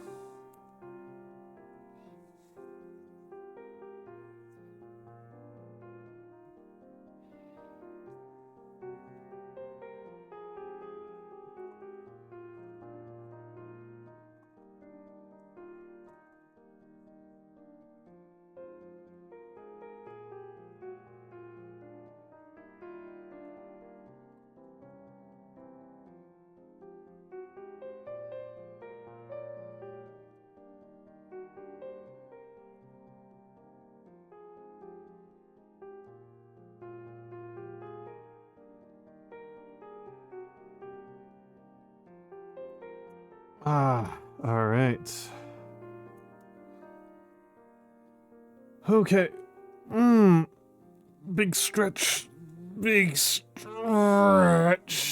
Oh.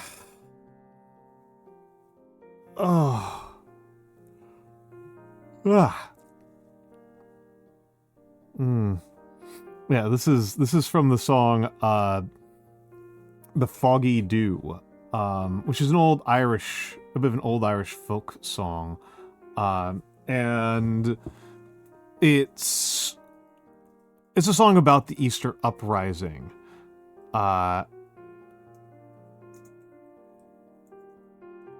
And this is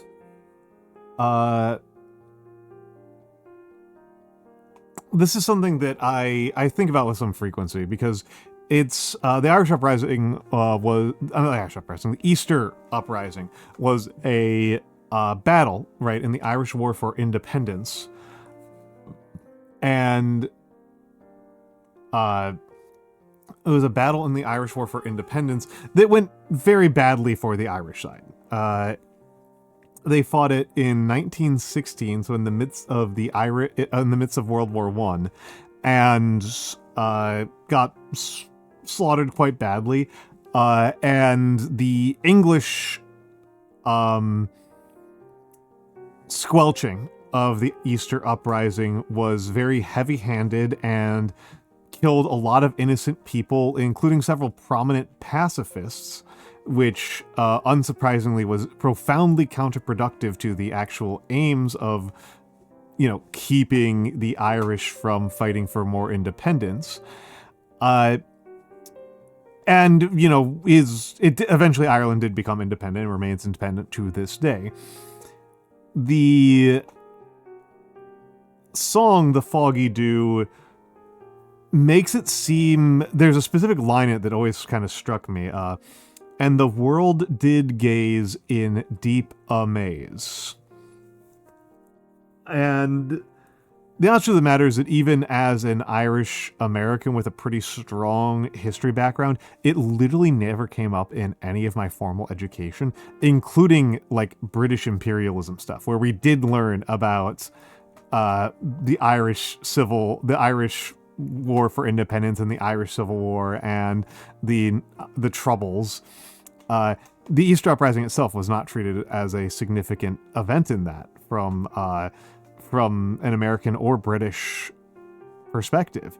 And I think the big thing is that it happened in the middle of World War One. That a battle that had like 400 dead feels very small in the midst of a war where, there are millions dying, right?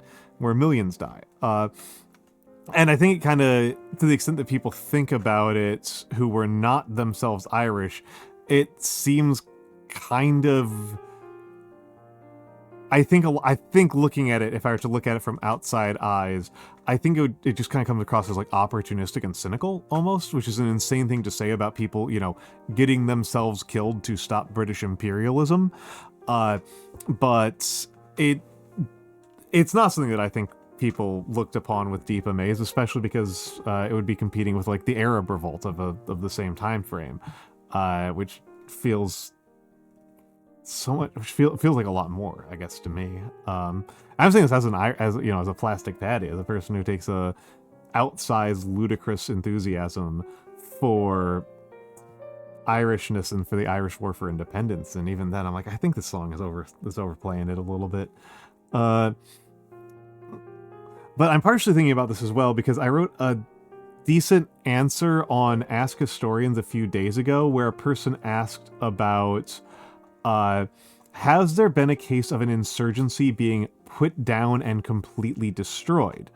Because this person was thinking about they're thinking about like the Taliban in Afghanistan, and how successful they were, and there's a bit of a meme sometimes in Western media that insurgencies are just like are like ubermenches. They're just like unstoppable. They're these godlike entities that settled states can only like ride out and maybe survive. And so that's not actually true. And so I pulled up some statistics from some military historians who have looked into insurgency, and I'm actually this might be a piece that I might like edit for like being a blog post of some sort. That I don't actually really agree with what I wrote, even though I only wrote it like 2 days ago. I've been thinking about it a little more deeply. Because Max Boot was one of the two sources. The two sources I used were Boot and Leal. And Leal I'm a fan of. I think I've been pretty clear about that. I think Leal's pretty fucking good. A little bit of a lib, but I think he's got a good head on his shoulders, and I think his historical techniques are really interesting. But his source was kind of opaque about what he counted as a successful insurgency, whereas Boot does provide a comprehensive list of all of the insurgencies he looked at and which ones succeeded and which ones failed. And I think he listed the Easter Uprising as a failed insurgency, which doesn't feel reasonable to me.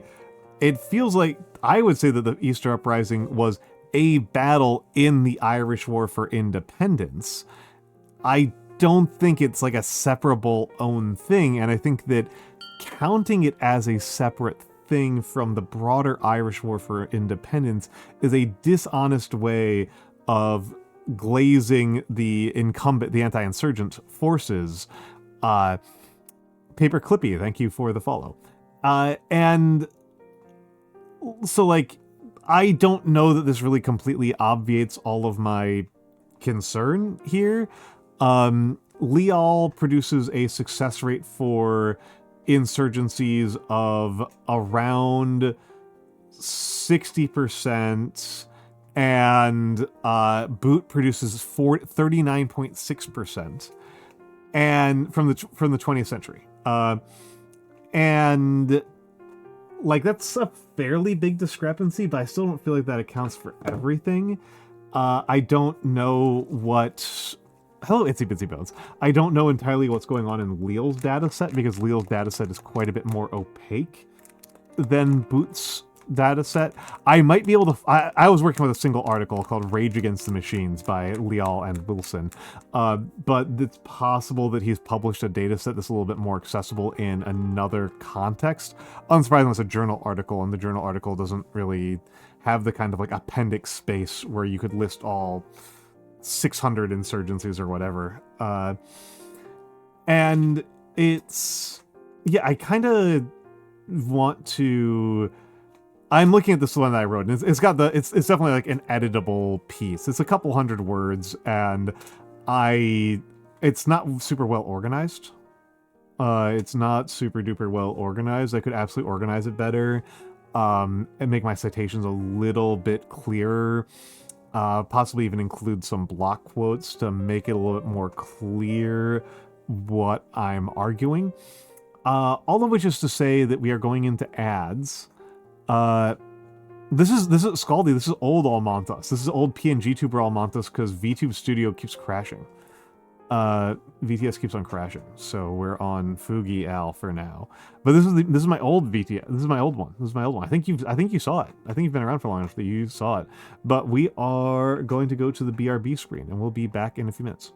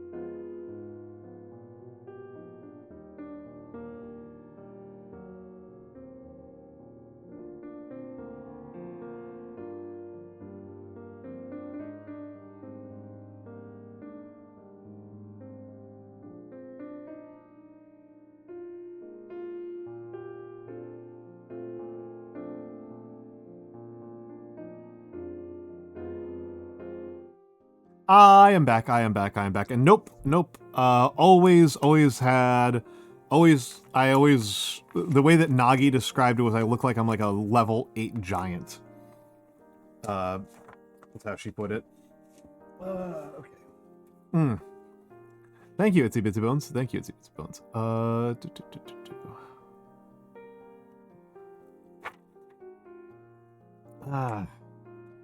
And let's get a little bit of a...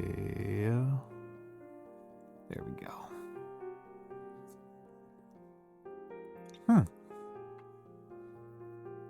Reverse bobblehead.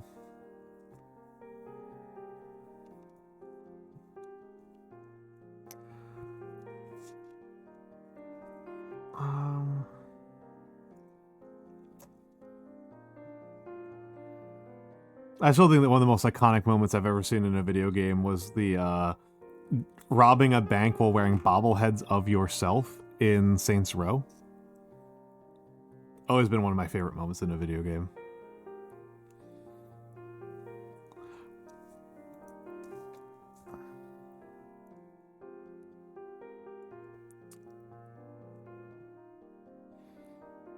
Yeah, Saints Row is funny. I like Saints Row. I don't know if I like everything that Saints Row has ever done, but I did really enjoy my time with Saints Row 3.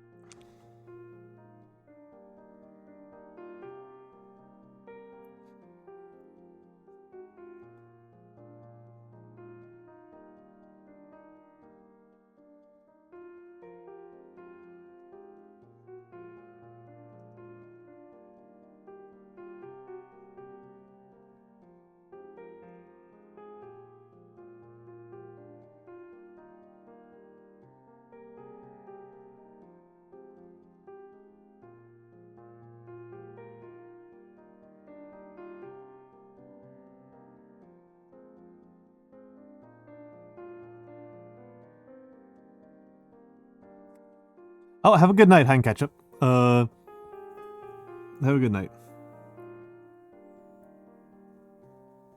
Thank you for being here.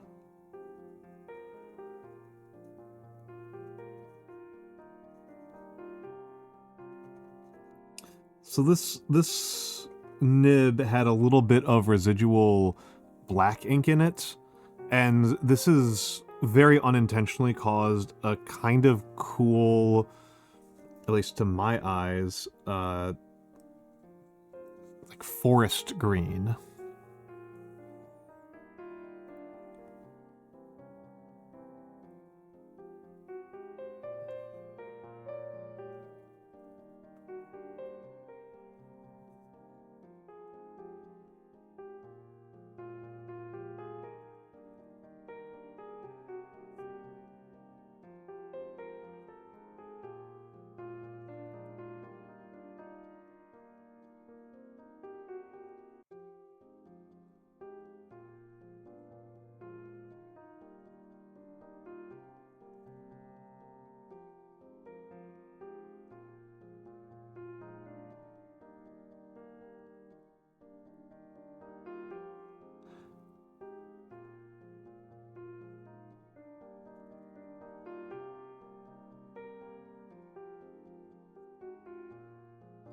Yeah, it really is. It really is.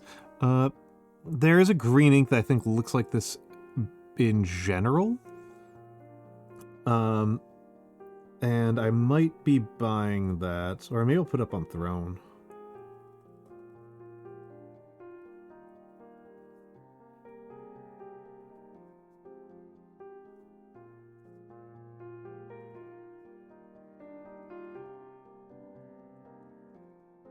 I haven't updated my throne in a minute because I knew I would be traveling a lot, and so I didn't want to like have things arriving when I wouldn't be home.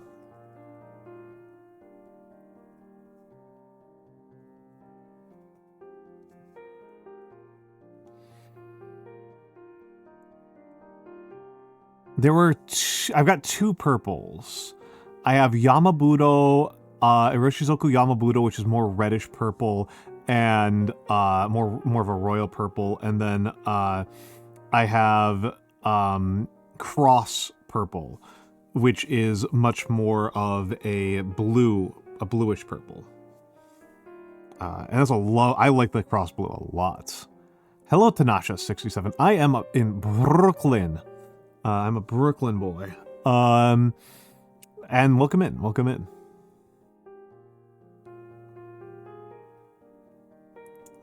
But yeah, I was traveling. I was at MagFest, and I was at a family reunion, and I was at Japan. I was at Place Japan.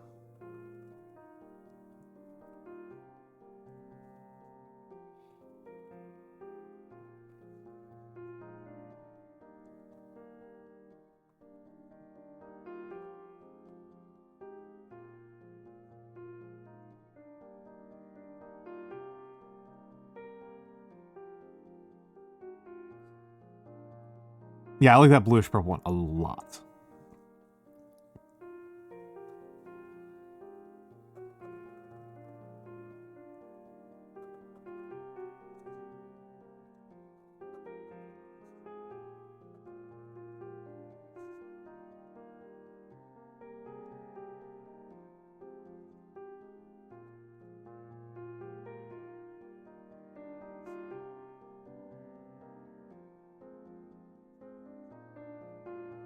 Oh yeah, it's very late. Yeah, it's very late for me right now, Tanasha. It is 2:15 in the morning. I do nights. I'm an overnight streamer. I'm streaming in the third shift. Paper Clippa asking about my favorite inks. My favorite inks are generally Iroshizoku's. In terms of color, I actually like the Cross Purple the most. But in terms of actually using them, particularly, again, calligraphy is like a bigger concern for me than general fountain pen use, even though I do generally just use fountain pens a lot of the time. I am probably going to convert over to full Iroshizoku sooner or later, because they're just so much easier and less annoying to use than any of my other inks that I've ever used. I feel insane that there are people who like Noodlers. That drives me. I'm like, what are people talking about? What is happening here? Noodlers is consistently terrible for me. Of the Iroshizokus I have, I probably like Suryo and Fuyugaki the most. Those are probably but I do want the Murasaki. The Murasaki, I think, is going to go very, very well for me. So let's...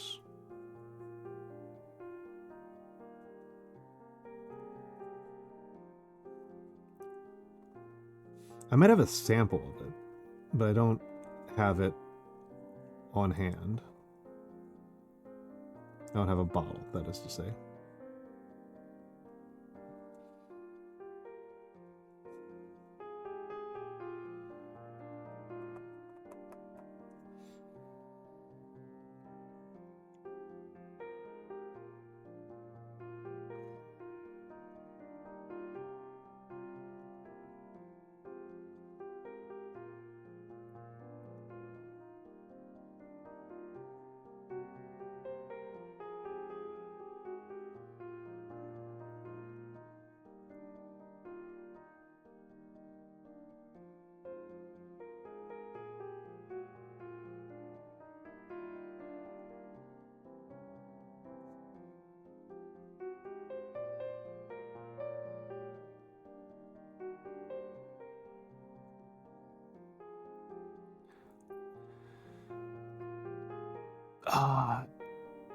Yeah, before they take up any more space. Yeah. No.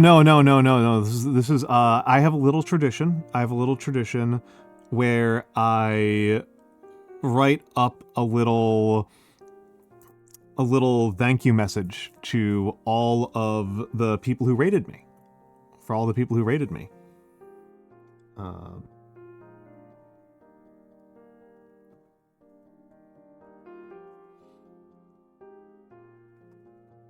During a stream.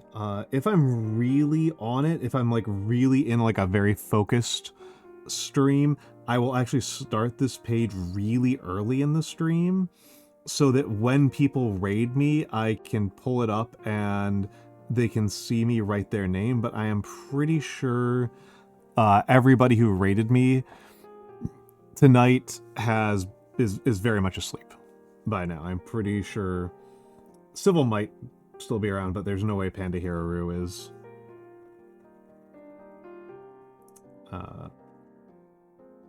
And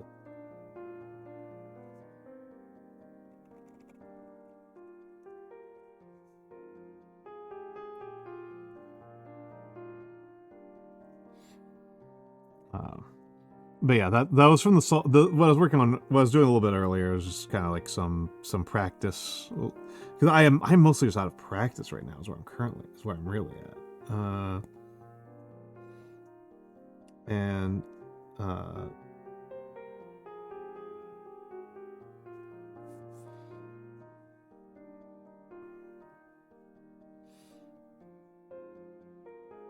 Yes, the song is "The Foggy Dew." Was what I was doing before.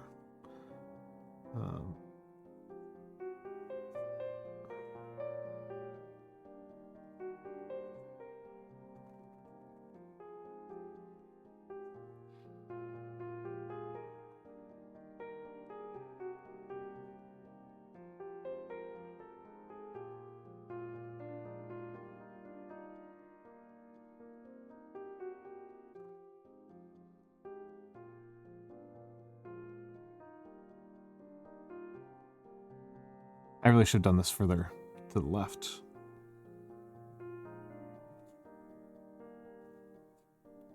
A bit tight.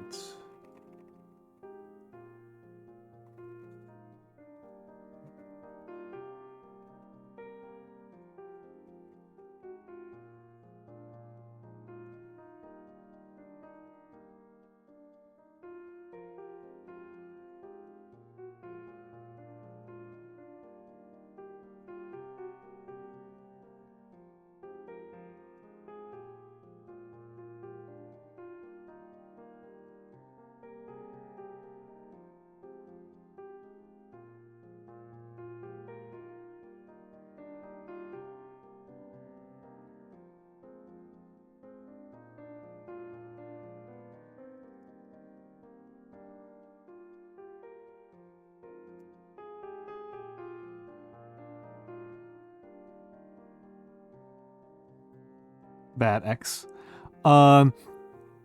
Favorite pen to use for calligraphy? Pilot Parallel. Pilot Parallel, the 3.8 and the 6.0 are my favorites. I like the Pilot Parallel 3.8 and 6.0. Those are my favorites. I'm currently using a Speedball C0, which I'm fine with. I know a lot of professionals prefer the Speedballs to the Parallels, but I don't know, man.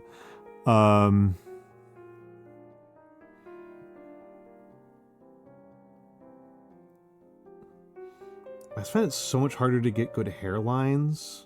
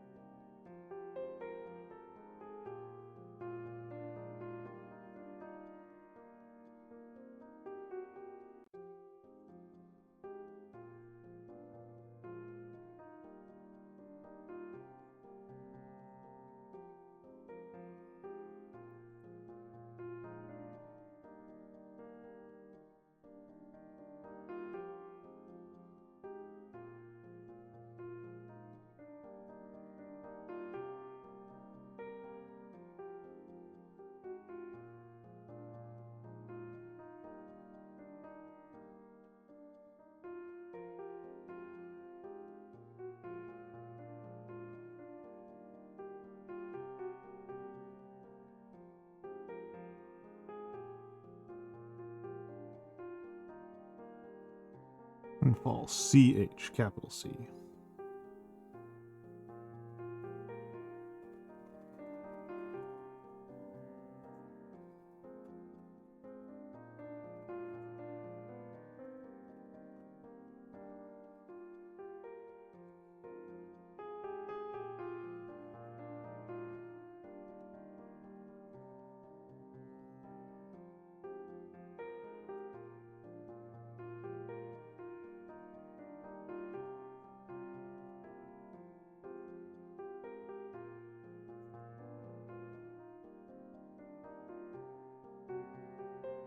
And then finally, Civ il Fortissimo.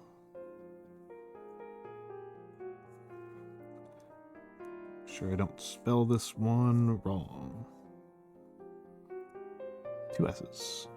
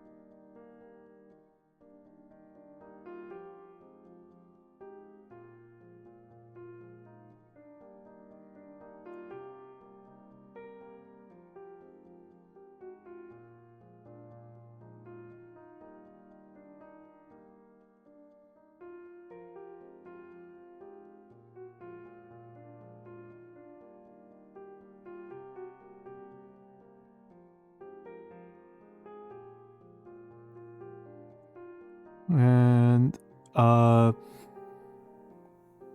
yeah, I also say that in terms of my nib holders, I've got this speedball nib holder that I'm using right now, but I also have a Browse nib holder that is less, like, considerably more expensive and fancy.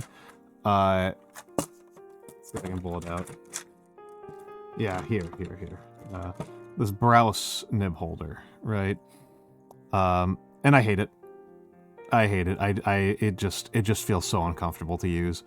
Compared to the speedball, it's so much more uncomfortable to use. It's actually kind of ridiculous. It's comical how much less pleasant it is to use than the speedball.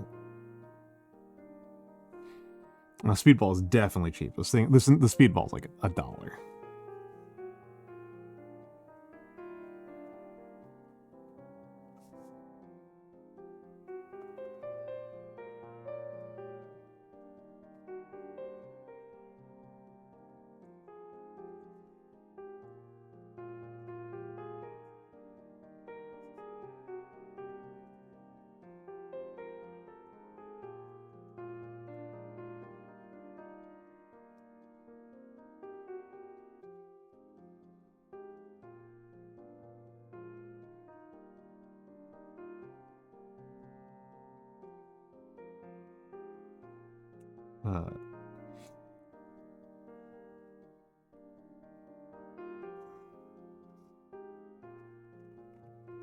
Yeah, I like the palette parallels the most.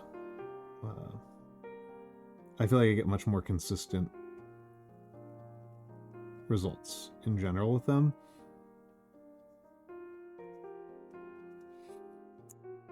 In particular, like hairlines. Hairlines is like a big difference.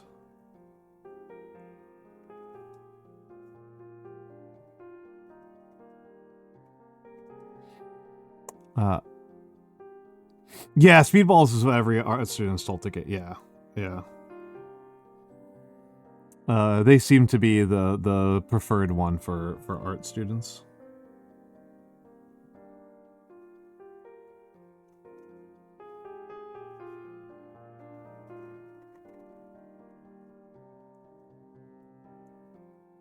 And honestly, for American calligraphers in general.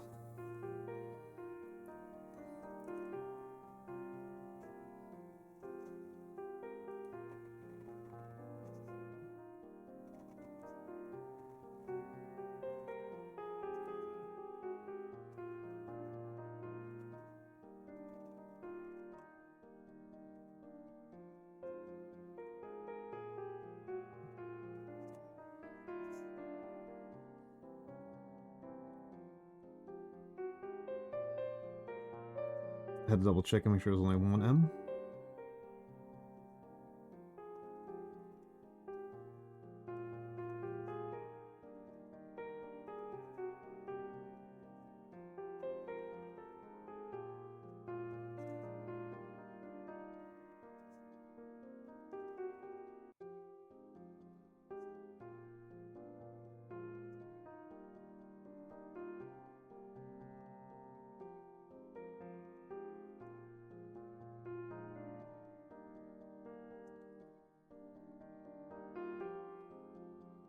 Oh, right.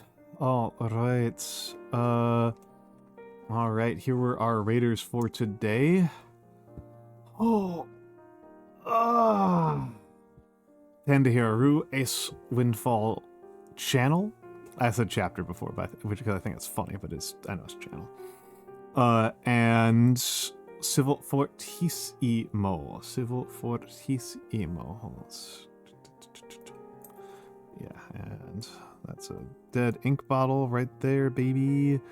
Oh, okay. I got some cleanup to do after this. I'll cap that ink bottle. I might keep this ink bottle around after I finish the inking, which is going to take me a while. I've had this ink bottle for half a decade, and it's still over half full. I'm not going through it very quickly at all. But yes, I am actually very tired. I know this is a short stream. I know that some people... Hello, Romar Kent. I know some people really were looking forward to this one, but I'm very beat. I did not get good sleep. And I think I would be pushing myself past wisdom if I try to keep it going. To that end, let's talk a little bit about the schedule. So we didn't actually go over the 2025 review. That's fine. Tomorrow is going to be Whiskerwood. I'm going to be gaming tomorrow. I'm going to be playing Whiskerwood, which is a nice... it's a game about being a mouse, a colonialist mouse under oppressive colonial cat lords. About evil cats and good mice. And colonial exploitation. It's pretty fun. I like it. It's a nice little cozy game. About a kind of heavy topic. Wednesday, we are going to be watching, it is Women's History Month, so we are going to be, I am planning on having every movie we watch this month be made by a woman. Be either about a woman or be about women or by women. Probably I can probably manage to swing both to happen at the same time. So we are watching Persepolis and Diary of a Teenage Girl on the Discord. Here we go. Discord. And then on Thursday, assuming I'm more organized, we'll do the Japan report back, and I will be painting some minis. We're returning to the Roman mines. We will be roaming it up, folks. Let me take a look here.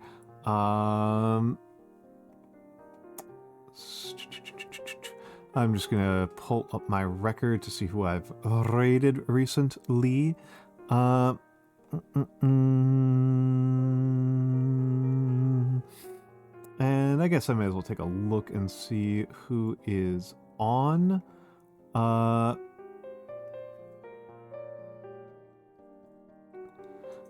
But yes. Okay, and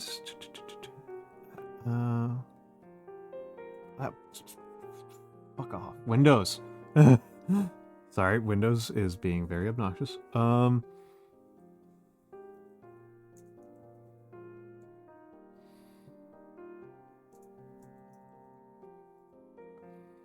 Let me take a look around here.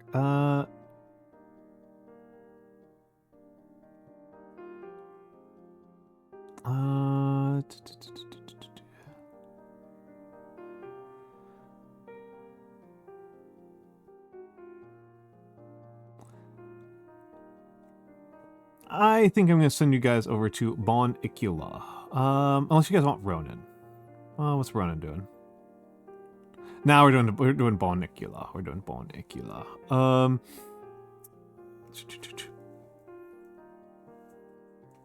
So, thank you all for being here. Vex, have a good night. Have a good night. We are wrapping up here. So, this is the schedule for the week. The art is by Kyoto Cat.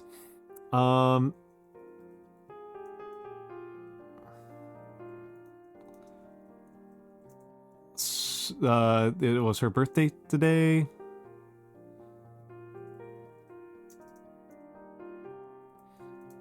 If you are not subscribed, that is the message.